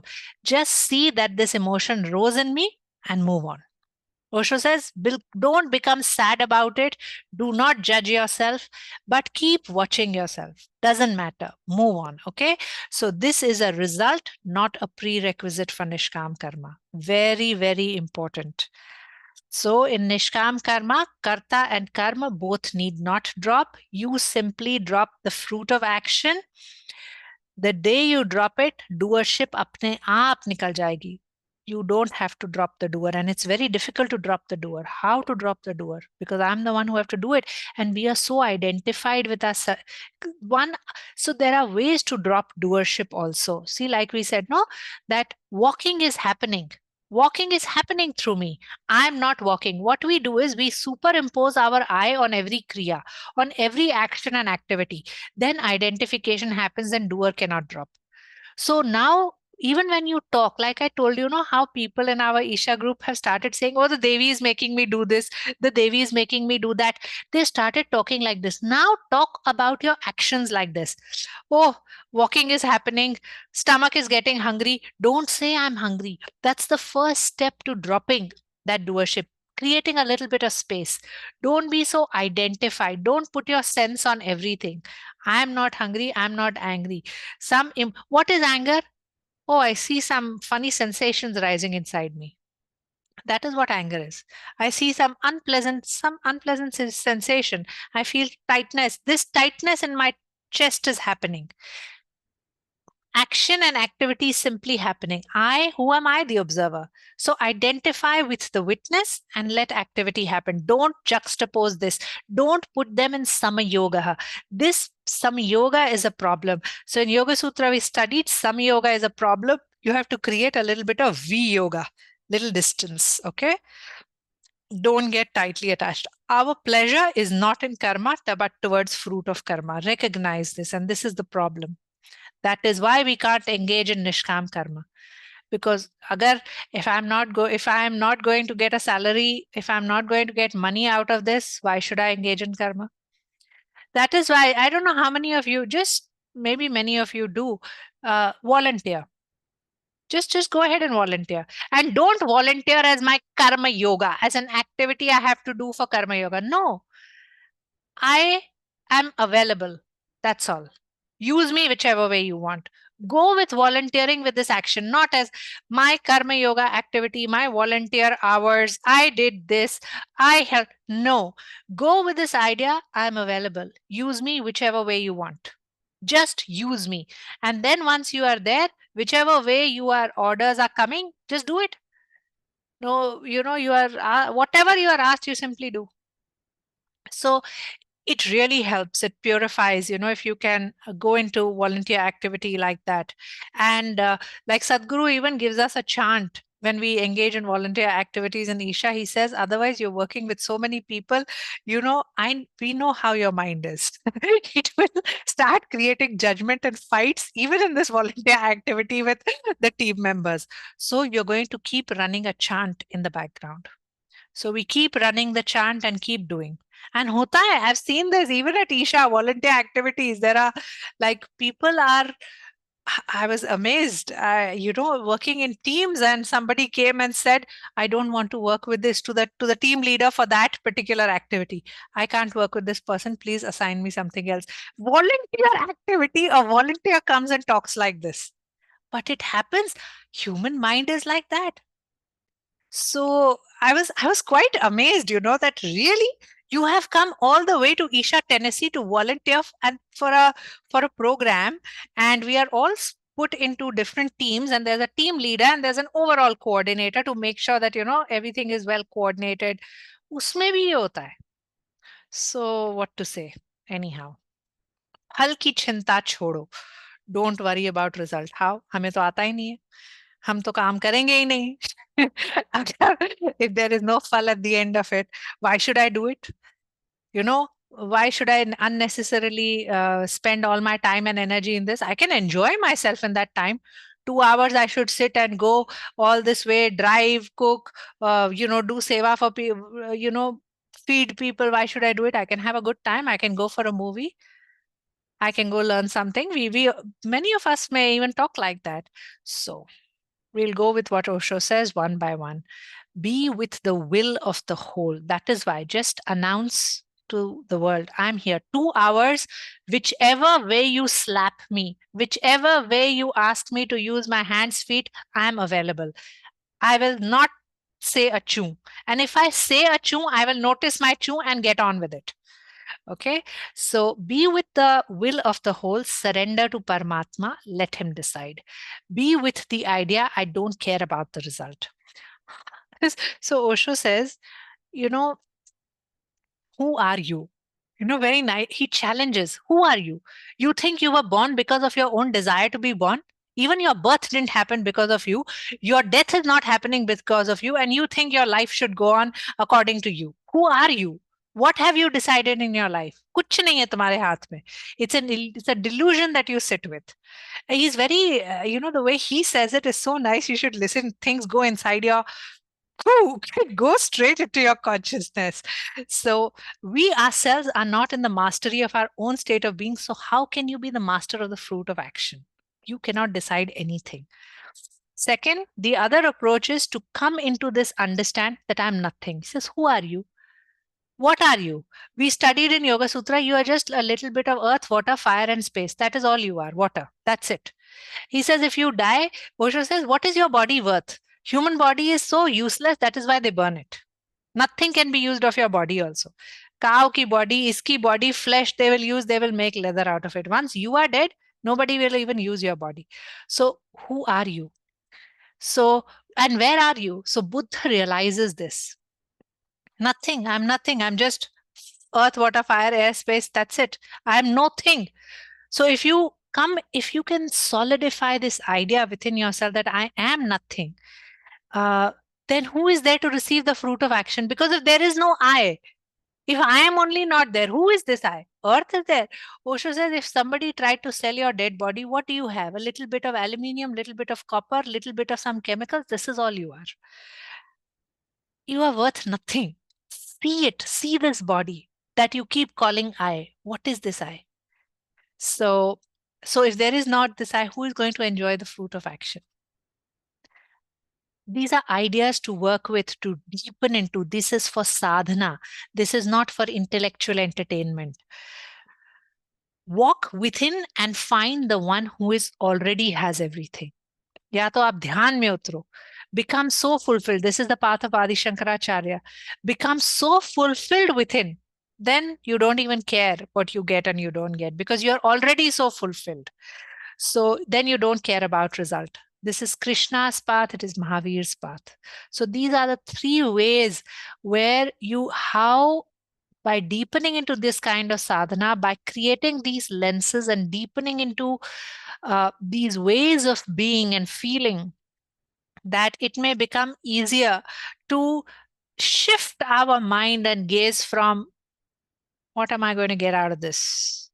Why do we do meditation? I think we all meditate. Oh, I'm doing this because see, I started like that. I'm doing asana so that I'll get this. I'm going to do meditation because I'm done with all this things not going well in my life. If I do meditation, grace simply flows in my life. So yes, I'm also doing it out of phal. Itna aasan nahi hai phal ki akanksha chhodna. How to do unmotivated action. But there are times, I will tell you, where I have mostly, this is my driver. This has been my driver in my last, whatever, these many years of practice, 15 years of practice. But there are many times when I have also done my sadhana simply because it must be done. Simply because Sadhguru gave it to me. It was so precious. How can I not do it? So, it was a very cute question. Sadhguru was once asked in Guru Purnima that, it seems like we keep taking from the Guru all the time. What can we do for a Guru? Someone asked him. So Sadhguru said, take and take. Don't take and throw, take and throw, take and throw. You simply stay with your sadhana. This is all he asked. So there were times when I would do my sadhana because Sadhguru gave it to me. How can I not do it? It's so precious. I have to do it for him. Like I simply did it because for him. That's all. That was my way of expressing my gratitude, and that was my way of celebrating such a precious gift I received. So and very early on when I began my yoga practice, I practiced with Yogi Dharma Mitra, and he used to say that you must do your practice, and this was asana practice. He said, you must do your practice because it must be done, period. Nothing. You must do it because it must be done as an act of devotion. Not for any benefit, not because you will get. He told us to do our asana practice like that. And it somehow, it just sort of went inside me. I was like, how beautiful that is. What a lovely way to come to the mat and to begin your practice. So, all right, too much talking. Okay, verse 5 to 7 from Vedanta. Let me take this in the next class because I want to continue on the same stream of talking, and I will take that later. Those steadfast in karma yoga always think, I'm not the doer, even while they are engaged in seeing, hearing, touching, smelling, moving, sleeping, breathing, speaking, excreting, grasping, and opening or closing their eyes. Meaning anything which your karma indriya or your jnana indriyas do, your sense of organs and your sense of perception are engaged in these activities, right? With the light of divine knowledge, they see that it is only the material senses that are moving amongst their objects. So they see that it is only the material senses that are moving amongst the objects. See, the Sanskrit thing of this, he speaks of something called as tattva. You will see the tattva, the same tattva moving among their objects. Now, we spoke of tattvas.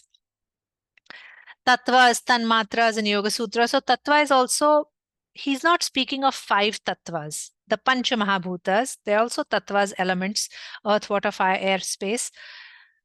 Osho says there are also 108 tattvas, but Krishna is not speaking of multiple tattvas. Krishna says that through whatever activity a karma yogi does, seeing, hearing, speaking, touching, he sees only one tattva. He's aware of there is only that one tattva. What is that one tattva? He calls it Chetana or pure consciousness.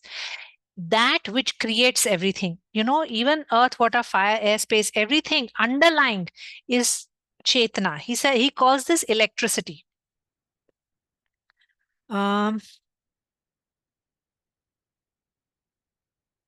Did I skip something? Okay. So the one who knows tattva, even while doing, knows that he is not doing. The one who knows this tattva is Chetana, it is consciousness. The organs or indriyas work according to their nature and things go on happening. This is what I think, Vinay, you were saying. It is so insightful. That's what he's saying in this. That the organs or indriyas work according to their nature. This is the nature of hands, open, close, grasp, let go, grasp, let go. This is the nature of this organ of hands. The nature of the organ of the foot is to walk. So nature simply flows through this. It is not your karma that I'm opening and closing. It is nature doing its own thing. You are the witness to these activities or to these actions. And really, it's the Purusha Prakriti conjunction. If you want, you can look at it like this. So he gives this example that Osho says that the seed, there's a tree which hides inside the seed, correct? You sow the seed and the tree comes up, okay? Now, if a seed can produce tree, it means that the tree was potentially present in the achetan. The seed is achetan, usme kuch consciousness nahi hai. Still the tree was present in this achetan, in the unconscious.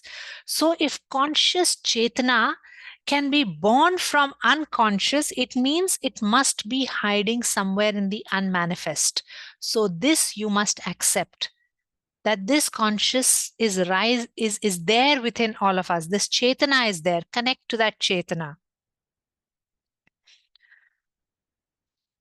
So there is an innate intelligence, and what Sangeeta spoke of, you know, that innate intelligence. How is this breath happening? There's an innate intelligence which is making the breath happening. I'm not doing the breath. You can't do the breath. You think you are breathing. If you think you are the one who is breathing, then when you are sleeping and you are not remembering anything and you are responsible to breathe, you will not be alive. You are not the doer. You are not the one who inhales and exhales. Inhaling and exhaling is happening through you, whether you're sleeping or if imagine if you had to keep this body alive, keep this heart pumping, and keep this digestive system. It is such a sophisticated system. We can't do it. There is something behind which makes this happen, and that is what is called as Chetana. And this Chetana is what makes you aware. You don't say, I'm hungry. My consciousness makes me see that hunger is rising in me. So again, this idea of samyoga, don't get so tightly bound to sense, and activity should not get tightly bound. So what is being said in this shloka is the one who knows this tattva and is not lost with many tattvas is a jnani. Jnani knows one, and an agyani knows many things. So Osho says, you go to Buddha and Mahavir, you ask them about how to fix the puncture of a tire. You ask them, what is water made of? What are the atoms, molecules? They may not know all of this. So but they know that one thing, that pure consciousness, the one that chetna, that one tattva. They know that one tattva. So the one who knows that one tattva is a jnani. A jnani know many tattva. You may have lot of knowledge, lot of information, but you don't know that one tattva, then you are still a jnani. So, there is the one example Osho gives of how our senses, we bind our eye to our senses, like this samyoga. I am walking. How does this happen? And then we think that we are running the show, isn't it? We think like we are running the show. I'm the doer of all action. No, these things happen through us. So there's this story he gives that there is a fakir who is walking by, and he sees this man who has a cow tied to the tied to a pillar. So so that fakir asks him, are you tied to the cow, or is the cow tied to you? So he says, no, I am the master. I am the one who has tied the cow. So the fakir says, okay, then if you are the master, why don't you untie the cow? And if the cow runs, let's see who is running after who. So who is running after who? We are running after, isn't it? And we think that our senses are the slave, or, I'm making things happen. No, we become the slaves. Do you get it? So this is it's an example that Osho gives, that how we become very identified and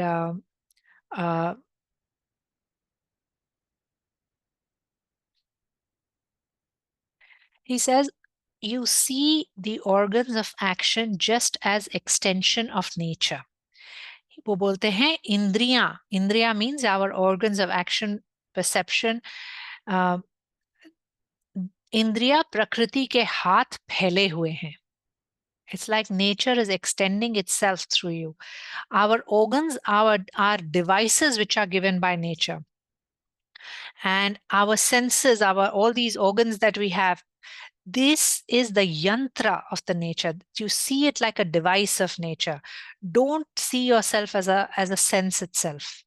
So only if you see yourself as separate from the senses, and you come, and only then you are coming into Gyan, only then you are Gyani. So he is defining what a Gyani is, the one who knows that one tattva. Okay, so one second. Huh? Wow. Do you want to take this question? If this is a question that has happened to you, we can talk about it. Otherwise, we can skip it. Why are some people introvert and some extrovert? Can one change into the other? Is Krishna introvert or extrovert? So he says it depends, it's like so many lifetimes of samskara. That is why you are in a certain way. Whatever we repeatedly do, depending on that, we become introvert or extrovert. So he gives a very nice example. He says, see, in our world, most people are extrovert, and look at our education system. We are teaching children words, become more articulate, because this is what creates success in the physical world. Do we teach them silence? Do we teach them the, the value of maun and dhyan? We are not talking about it. That is one reason why most people are extrovert. They're not introvert. Nobody's talking to them about it. Nobody's initiating them into these things. In fact, if you're the quiet, silent one, you will be considered dumb. So you teach them to talk, talk, talk. More words you have. So how to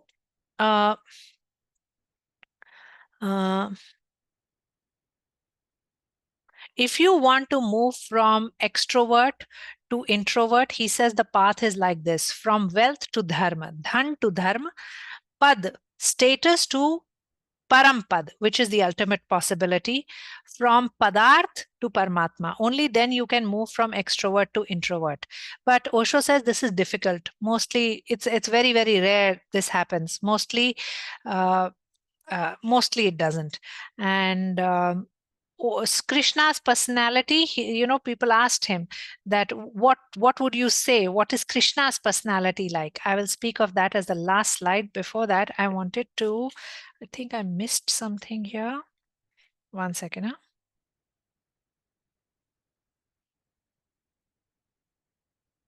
We covered this.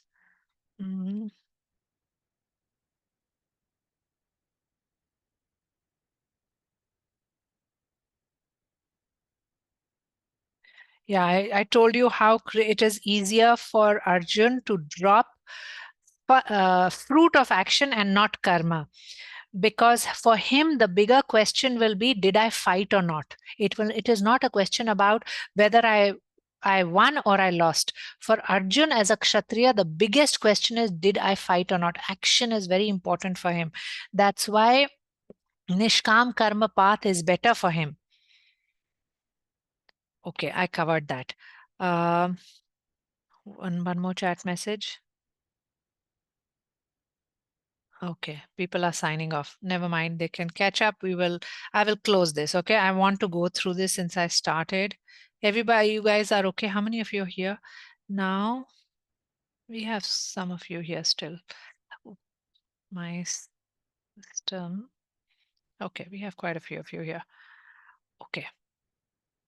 So this is something from Vedanta. I wanted to bring it up. You know what is this? Dharma, Artha, Kama, Moksha. Do you understand what this is? This is called Purusharth. When people are so in our culture, what is the purpose of human life? They say the purpose of human life is Dharma, Artha, Kama, Moksha. So okay, let's go one by one. How Swami Sarvapriyananda explains this.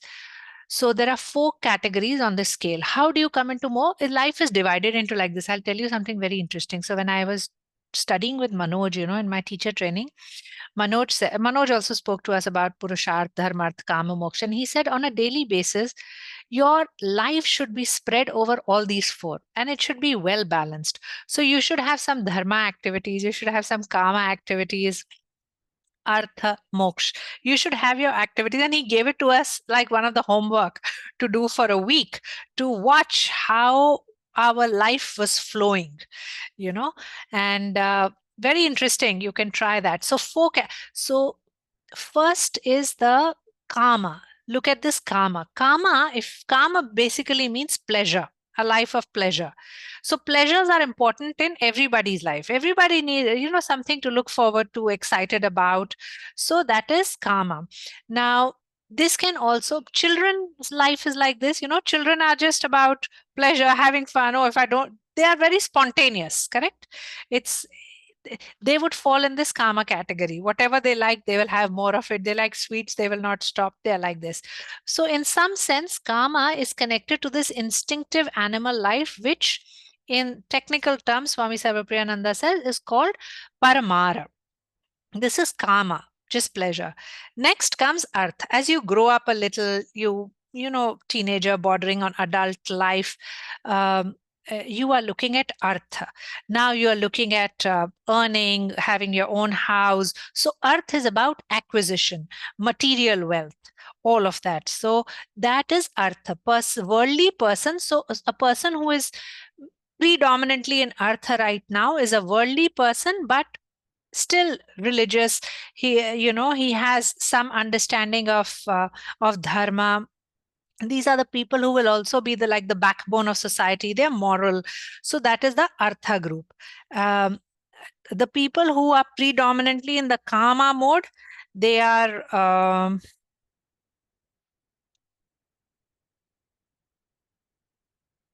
Swami Sarvapriyananda says they are addicted to pleasures. They're just moving from one high to another high. You can be a business tycoon or an art connoisseur, but you still fall in the same category of predominantly kama. In artha, I explained. Then comes the dharmic category. So dharmic category are people who are slightly evolved. So theirs is not just philosophy, okay? They're actually doing something. They're doing sadhana. They are questioning. So all of that will fall in the dharma category. And so I'm sorry, the backbone of society, Swami Sarvapriyananda said, is really the dharma people, not the artha, the dharma people. Artha is just acquisition of wealth, material gains. And then so this is the spiritual seeker, and then the perfected enlightened being, which is the moksha category, which is the perfect siddha. So the reason why Swami Sarvapriyananda brought it into the commentary is he said, see, Arjun wants to jump into moksha, but he's not really ready for it. Like I told you, Vedanta will say, first purify the mind. If you don't purify the mind, you cannot go into moksha. You cannot come into that state. So he wants to straight away jump into it. And Swami Sarvapriyananda's explanation or logic there is, he has to go into purification of the mind and karma yoga so that he can then come into jnana. Okay, that is why he shared it. This is just for information, interest, nothing more there. One more point I want to say, which Osho explained. So I explained to you how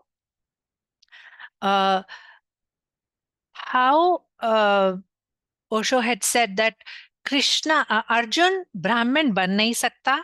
He may lose his Kshatriya opportunity also. So for a Kshatriya, we discussed how it is easier to drop halki akanksha. Now look at Vaishya. I forgot to mention this, but I thought it was a nice comparison.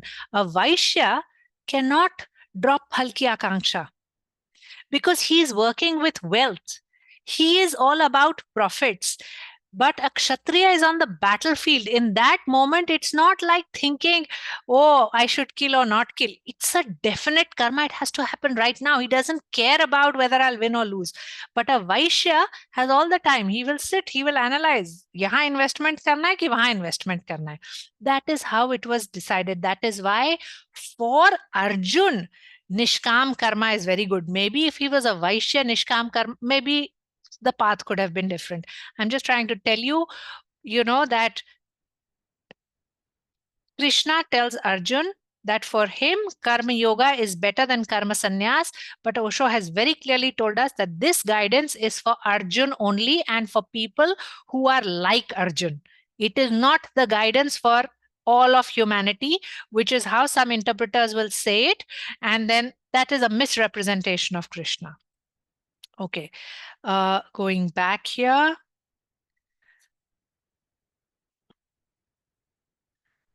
I wanted to talk a little bit about, I had one more slide. I forgot. I had done this also, a small one. Those who dedicate their actions to God, abandoning all attachment, remain untouched by sin, just as a lotus leaf is untouched by water. I think I have already covered the meaning of this and explained it to you. So here Osho says that when we say that we are doing everything as service to God, he says, what are you really offering to God? When you do something nice, and this is just as a lens to look at ourselves. When we do something nice, or when we get accolades, or when we succeed, we say, oh, I did it. But when things go wrong, we say, Arey, kismat aisi thi. तब वो भगवान के ऊपर चला जाता है. पर जब when we gain and we are winning, oh, I did it. See, I did all the calculations. I worked so hard. Now I got this success. So this is not devotion to God. This is not karma yoga. Acha, bura, everything is his. Everything is done for him and is coming from him. This idea of untouched. Everybody okay for another 10 minutes? Yeah? Okay. So this idea of untouched, the lotus is untouched. So Osho has explored this idea that when you say it's untouched, it means you remain pure. Antahkaran impure hota hi nahi hai. How does it happen? Because you are now not in sama yoga, because there is no I do it. I don't do it. The I doesn't exist. It is happening through me. So Osho gives this example of, how we say that Jesus was born through Virgin Mary. He says there is a connotation to this, that there was such purity in it, that this, even in this act of consummation, the I did not exist. It was simply done as devotion, as offering. And therefore, Jesus is called as born to Virgin Mary. That is how he explains that idea of virginity. And and that made me think, in our own culture, when a king, whatever, when they didn't have children, or they wanted children with a genetic system which was more enhanced, they used to ask the rishis to come. See, even in Mahabharat, isn't it, when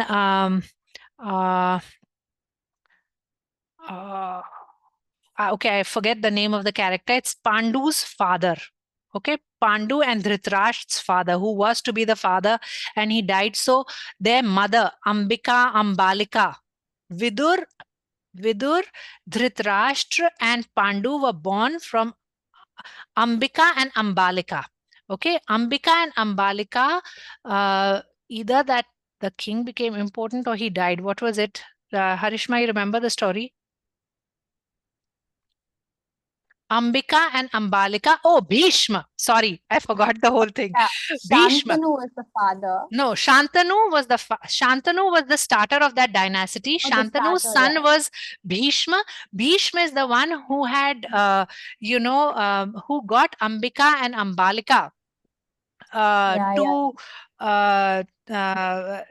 he captured them, whatever, unka swayamvar ho raha hota hai. And then they said, now nobody will marry us. And Bhishma, you should marry us. And Bhishma says, I have taken my pratigya. I cannot be married. I am akhand brahmachari.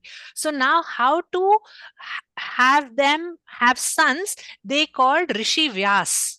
Rishi Vyas is the one who blessed them with son. So these rishis had, this is my understanding. Obviously, there is consummation that is happening in this. Otherwise, how is a child born? But they are not, this is not like, it is happening in purity. It is happening as devotion or offering. In some texts, they also say that simply by looking at them, they could plant the seed in the woman's womb. There is also that expression. But this is how Osho explains the idea of being untouched and virgin, being virgin, which happens from a state where karta does not exist, where everything is happening through God and for God. It's happening in a state of devotion. Okay. I think I've shared this enough number of times, which Ramakrishna says. All right. So what is Krishna's personality? Osho says he has no personality. That is why he's called Purna Avatar. So people who see Krishna as Laddu Gopal, it's very difficult for them to see Krishna as the Gita ka Krishna who can fight, who's a statesman. And people who see them like Osho bolte hai, Keshav ke jo Krishna hai, wo Radha और गोपियों के साथ नृत्य करने वाले कृष्णा हैं. He dances, he enjoys life, he celebrates life. But Surdas will have a problem with that Krishna. His Krishna is the Bal Krishna. He cannot connect with that Krishna. That is why Osho says an enlightened, someone like Krishna has no personality, because he's Purna Avatar. that in Gita, that is why it's difficult. He is the only one who can give so many paths. He will not speak of one path. He gives so many sadhana paths. He says, if you look at Ram, if you look at Buddha, if you look at Mahavir, you can still define them in some personality because of the path that they give. It's not that none of these enlightened beings have a personality. All personality disappears once you are enlightened. But because you look at their sadhana paddhati, you can give them the definition of a certain personality. Ram also, you can give him a certain personality, but Krishna, it's not possible. He's Purna. That's why he gets misinterpreted and misrepresented also. All right, I have to stop. Too much. Thank you for patiently listening and being here. Any thoughts, questions? Does that make sense? This was actually challenging for me to deliver. I wasn't sure. I will still share Osho's 1 hour talk on that few shlokas, which I think you should receive just from him. I cannot do justice to it. I had a question. Yes. You mentioned how, because Krishna was a warrior, right? This was the path. This is how it was for him. Does that relate to our Swadharma? Like for a Vaishya, because it would, it would be maybe different, but does this go back to, was it chapter 3 or 4 where we talk about our Swadharma and what we should be doing and then what path we should pick depending? I think so, absolutely. Which path you pick depends. So depends on Swadharma. Yes, what is my dharma? So there is a deep understanding of this. Like Arjun's dharma, Swadharma, it's from Kshatriya plus householder, both. From both here, this is the best path for him. I think so. Swadharma will play a role there. It's your type, based on your type. Of course, here 2 broad categories Krishna has given, which is karma yoga and karma sannyas. So in that sense, there's not, and he has also said that 95% of the people will fall in karma yoga category, nishkam karma category. It is easier to drop results to fruit of action than to simply sit and keep falling within oneself. That's more difficult because the mind is not quiet. There's too much activity in the mind. So if you think you're going to stop activity, no, you are just deluding yourself. Most of us cannot stop activity. Mind, you can physically, but mental activity will not stop. Days together, you cannot sit. Few people can. You can transition, right, from one to the other. That is what he said. No, extrovert to introvert. Is it possible? Here, Osho says it's rare, but it can happen. It is rare though, but it can happen. Because most of us are bahya, extrovert oriented, outward oriented. That is why nishkam karma works better for us. And yes, it is possible, but it's rare. You don't think that just by doing a Kriya practice, you become more antarmukhi than bahyamukhi? You know something, the revelation I've had in my own practices, I had gone to this point that I started thinking I can live in the ashram, I will just do my practices. No. I used to feel like that, and then it came to me like a jolt. Swati Pandey, you're not like this. I don't like it. Even if I go to ashram 2-3 days, I love it. After 6 days, 7 days, no, I can't. I need to be back with my people. I enjoy the celebration in life. I really do. I love the colors of life. I can't be a brahmachari at all. At some point, I used to think, but I think that was immaturity in my sadhana or just a, infatuation in those initial days where you think, oh, but this is my personal experience. It may not be other people's. Other people could be different, but it's not necessary. I think your Kriya will reveal your true nature to you. It revealed my true nature to me, that I liked celebration. I loved colors. I liked being with people. I have figured out Karma Yoga is what works for me. Devotion and the God aspect became so strong in me. It was not like that earlier. I was not into as much, like I believed in God, was a very feeble connection. That changed. That has become very strong now. So I realized that I need that. But that could change again. Huh? I don't know. Right now I'm there. Well, as your sadhana changes, which it will, it'll deepen or it won't, but as it's a journey. It is a journey. I think just being aware and allowing whatever it is revealing to you and going with that. I mean, I see, again, this is how I am right now, and I'm telling you, and this is how it was, and this is how it transitioned. That was my journey, but everybody's journey is unique. You can't say that.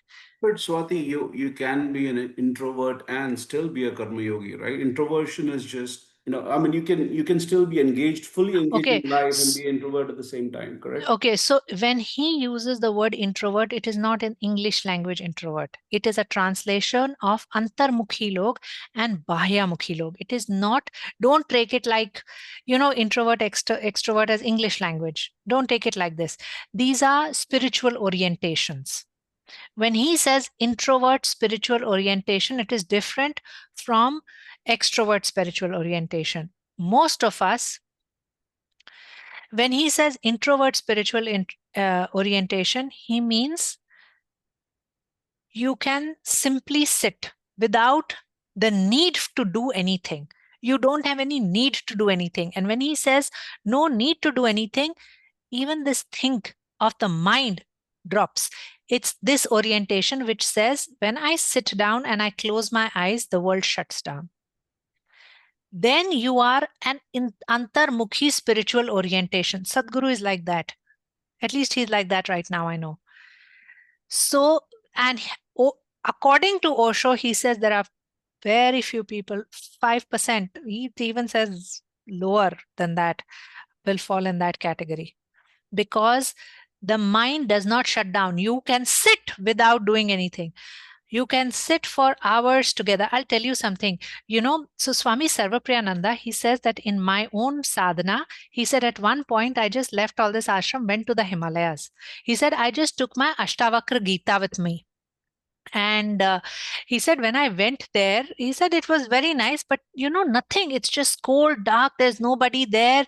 Life is hard. Food is not there. You have to struggle. Life is a struggle. But this is antarmukhi. He doesn't care about anything, not even about food. Things don't affect him as much. Okay. So he said the sannyasis who were there, they came and they gave him Vishnu Sahasranama. And he said, Maharaj, यहाँ ऊपर आपको अकेलापन काटने लगेगा. ये विष्णु सहस्त्र नाम रखें अपने साथ. अकेलापन काटता है. तुम्हें लगता है तुम्हें नहीं काटता है. Go and live for 3 months alone by yourself and no other human being, then you will know. My teacher Manoj, so when he is the first person who introduced the idea of householder yoga to me. Till then, it's like this infatuation you get with sadhana, kriya, and you start thinking things. He's the first one who introduced this idea to me. And, otherwise my own ideas are coming from culture and tapasya and all of that. And I hurt myself very badly with those ideas, even my body, because of the way I was practicing. I didn't have good guidance. Manoj really sorted me out, put things in place for me. And that's when I first recognized the idea of, being a householder. And the whole Shiva Shakti thing is householder yoga. And it's so beautiful. You can, it's possible. And it's really wonderful. Why would you want to? I mean, I would like, if I'm here and I can be a yogi, what a wonderful blessing for everybody around me. Why do you want to go sit on I mean, maybe there are people like that. No, I don't want to go sit alone. If I can come to such a state, what a blessing for everybody. Things can simply pour out of you for everybody. Wouldn't you rather be a blessing like that for people around you? So think of it. Are you the kind who does not want anybody and want to go live alone on a mountaintop? This is an antarmukhi person. Usko log chahiye hi nahi, koi nahi chahiye. Very different. It's a very, very different. Most of our, I don't know, I slowly realized. So Manoj, when he was studying the Yoga Sutras, when he wrote the book on the first chapter, he went and spent like a couple of months in a monastery, lived like that before he could write that first chapter. Just spend time. And he has shared in his book, in the first chapter of Yoga Sutras, he has shared during his meditation thoughts that are running, just so that we connect. And he is very big on householder yoga. Like I remember once in class, he said, do you want to be monks? Do you want to become a monk? That is what Antarmukhi means. You want to be a monk? Live alone? I am telling you, you go to Isha also, there are certain practices where you are not even encouraged to look at the other. Don't even look at the other person. You know, at Isha, I see this among practitioners who are there. They will not encourage a social connect so much. They will not encourage. See, most of us, whether we like it or not, even in this group, all of us, we look at bondage. We are looking at bonds, connections with people. And then we are talking of liberation. And Antarmukhi wants to cut all bonds. He will cut all bonds. No father, mother, nothing. मुझे कोई फर्क नहीं पड़ता. He is in bliss only when he is alone and inside by himself and nobody else. We want that because we are fed up of dealing with people and situations, and we want some time off. Leave me alone. Maybe 2 days, 5 days, 6 days, 10 days. Try living a life like that of a monk, begging for food, or not being concerned with food, not being concerned with shelter on my head. Doesn't matter, I can withstand. But mujhe apna, my inner self is the highest. It's a tall order. People do it, but it's a tall order. And it's certain kinds of people. Not all brahmacharis also, or monks who go there, are ready for it. Swami Sarvapriyananda bhi batate hain. Many of them go, they are not ready for it. They will start engaging in action. They will go, somebody will set up a shop because ab itne log aate hain Himalaya pe, Kailash pe. They will set up a tea stall. They will do this. They will still pick up the news, check out. Karte hain log. Or some of them will get frustrated and come back. Because suddenly, when you sit and all of this rises inside you, in that silence, all your desires, all those thoughts, it needs physical and mental preparation to become a monk. If you have it from previous lifetimes, it's one thing, but it needs a certain kind. That is how I understand what Osho is explaining. I will share that audio. Listen to him. Okay. Anybody else? Anything else? Just 2 quick things, Shwati. I was just thinking about this Gita and everything, and yeah, I heard about Nar Narayan, like Krishna and Arjuna or Nar Narayan. But I also like I was listening to Mahabharat story from somebody else, me and my kids. And then in that they keep explaining how Yudhishthir he follows Dharma, and even during their Aranyavas and everything, right? He was so patient and he always tries to control Beam and all that stuff. And so suddenly this thought came to me like, if he is such a Dharma follower and all those 5 brothers are Dharma followers, why this struggle came only for Arjun? Why Very good question. Krishna Why has only to, Arjuna? Why doesn't this question come to Yudhishthira? No? yeah. Because he's all theory. He's all theory. He loves intellectual understanding. He will sit and explore theories on dharma, but he is not facing an existential crisis. उसके अंदर कुछ नहीं हो रहा है. उसको लगता है उसे सब कुछ पता है, Shravanti. And I will share this with you. I have discussed this at length. It will come up. Osho has also discussed this. Yudhishthir, why only Arjun turns around and asks? Bhim is violent. He is angry. He wants to fight. Clear. Yudhishthir, who is considered as Dharmaraj, is theoretical Dharmaraj. This is what, Osho keeps saying, don't just keep reading and accumulating knowledge. This is what he's doing. He has accumulated knowledge. Now he can argue for anything. Fighting in the war, he can argue. Putting his wife up, he can argue for that also. He can argue for anything, because once you gather knowledge, you can argue for anything. So तुम्हारा धर्म क्या हुआ? उसके अंदर उसको कुछ परेशानी नहीं हो रही. He has no problem even putting his wife on dao. Arjun had a problem with it.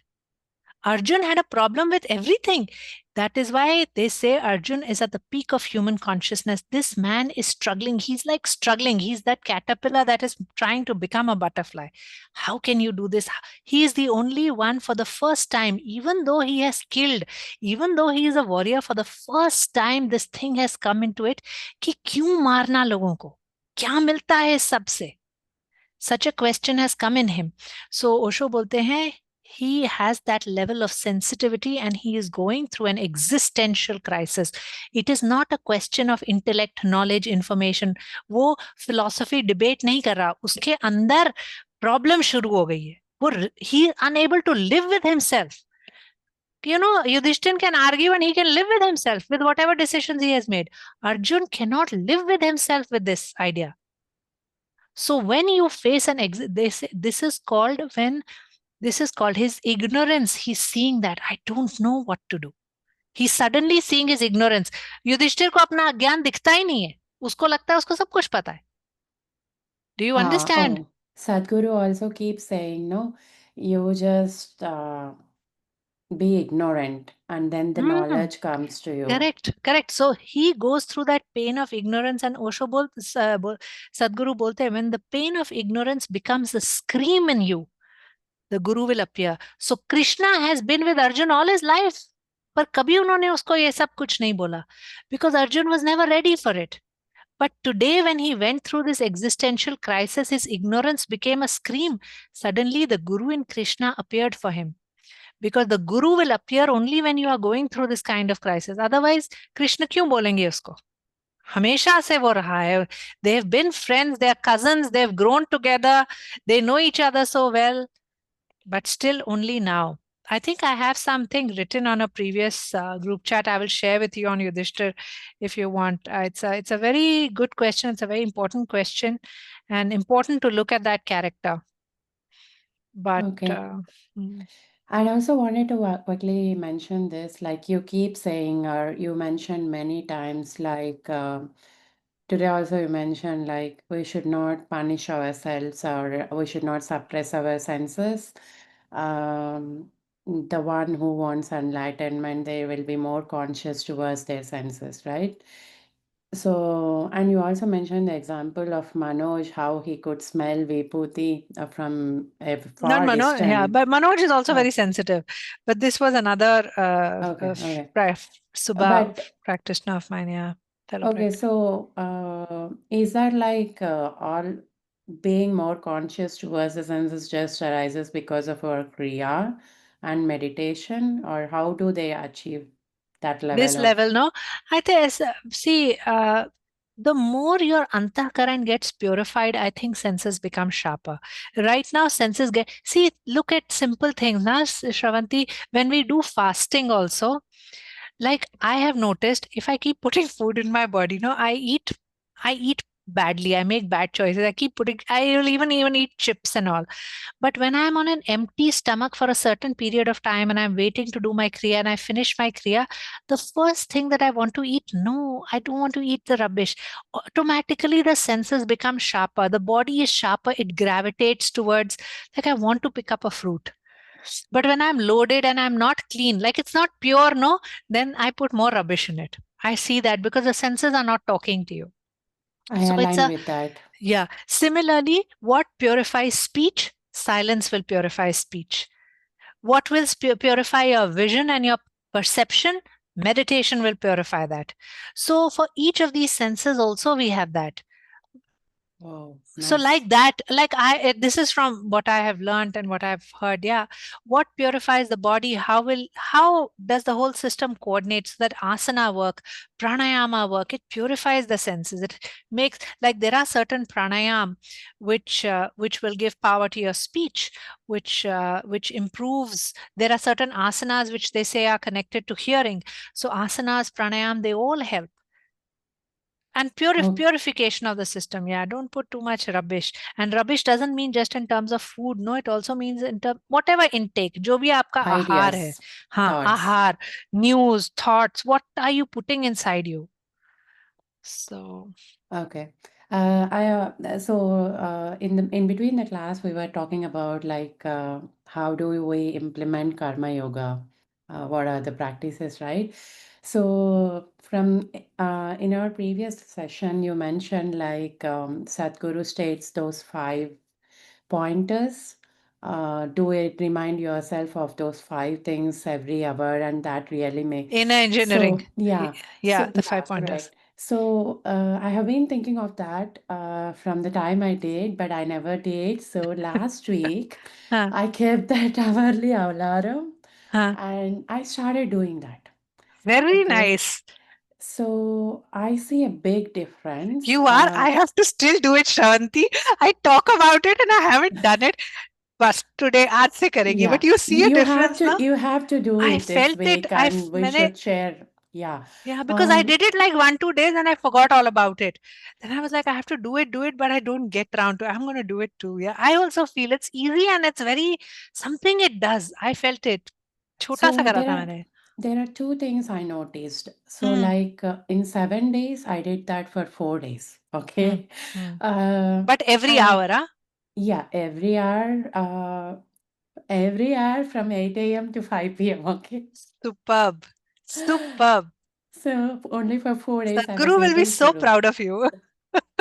No, not like that. A lot of things. It's very hard, But still, so on very key things now, when I did that, I can sense those key things what he mentioned during those sessions.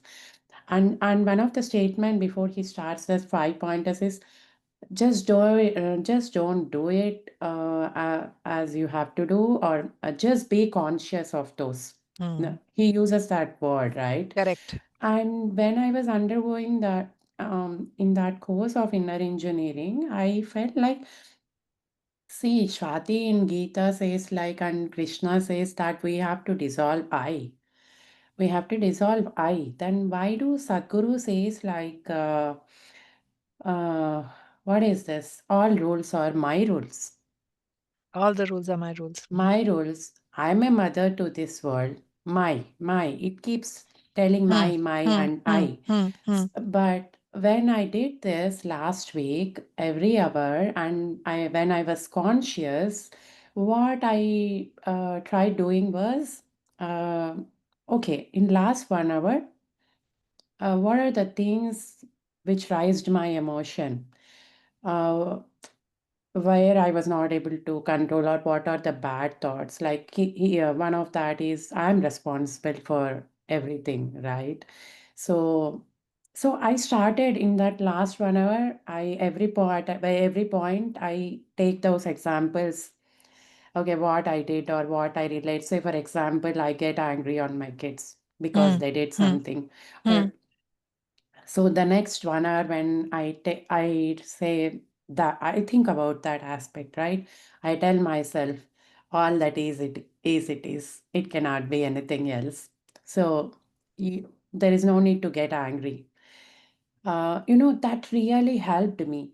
And those 3 days of last week on which I have not done, I can clearly see that I shouted at my kids. And I remind myself of, hey, you didn't do that, and you are showing angry, and those my shout or my voice irritates my thoughts or brain. No, why you did that? So, and then that point again comes just observe. Uh, just don't curse yourself or scold yourself. It's not going to do that. Just observe. So I just wanted to share that when you mentioned that karma yoga.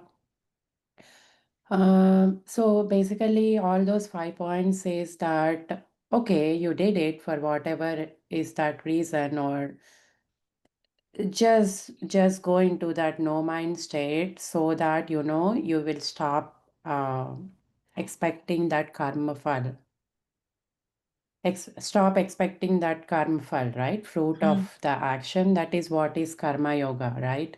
If we are more cautious about all those 5 points, yeah, it's a long process, and it may take years.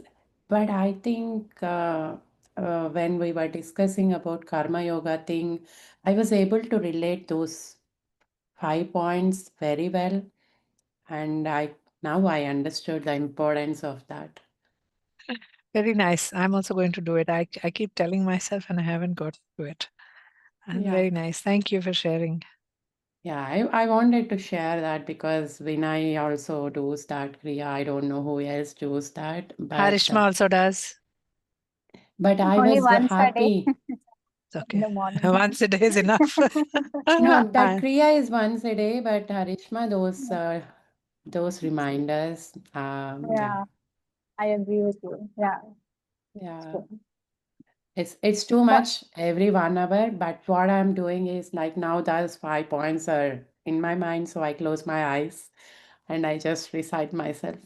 No need to tell anybody that I am hearing that or Yeah, anything because they are, and because of that, because I'm not listening to Sadhguru and those points are in my mind now, I connect with those points very well now, and I try to evaluate myself in that last 1 hour and pick those examples, and that I think that way it is causing more effect on me. I don't know if I was able to express it very well, No, understood. but yeah. Very Right. nice.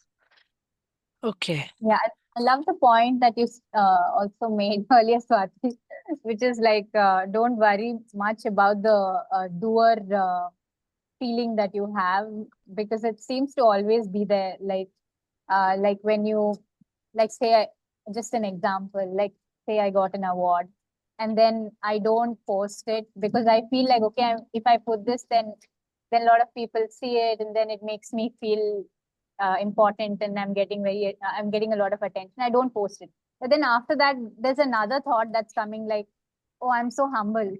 So that I'm not posting it. And then now, as I'm telling you, there's another thought like, oh, I'm even more humble because I'm calling myself out to Swati. But that I is so constant and I'm feeling proud about everything. I want to see myself as a good image all the time. It's just It's okay. there, Yeah. just It's not there. going It's away. okay. It's natural. It's all right. But very good. You're observing. That's all. That's all. बस observe करते जाओ और कुछ मत करो. Would that never go? Like isn't You it there just keep also? observing and you keep doing your kriya. We will talk about your state of being with regard to duas 1 year from now and see if it shifts. Okay. Okay. Yeah. Just keep observing and make that awareness sharper and sharper, keener and keener. And don't stop your sadhana. Yes. Okay. Anything else? Anybody? We are good? All right. Let's take the closing mantra.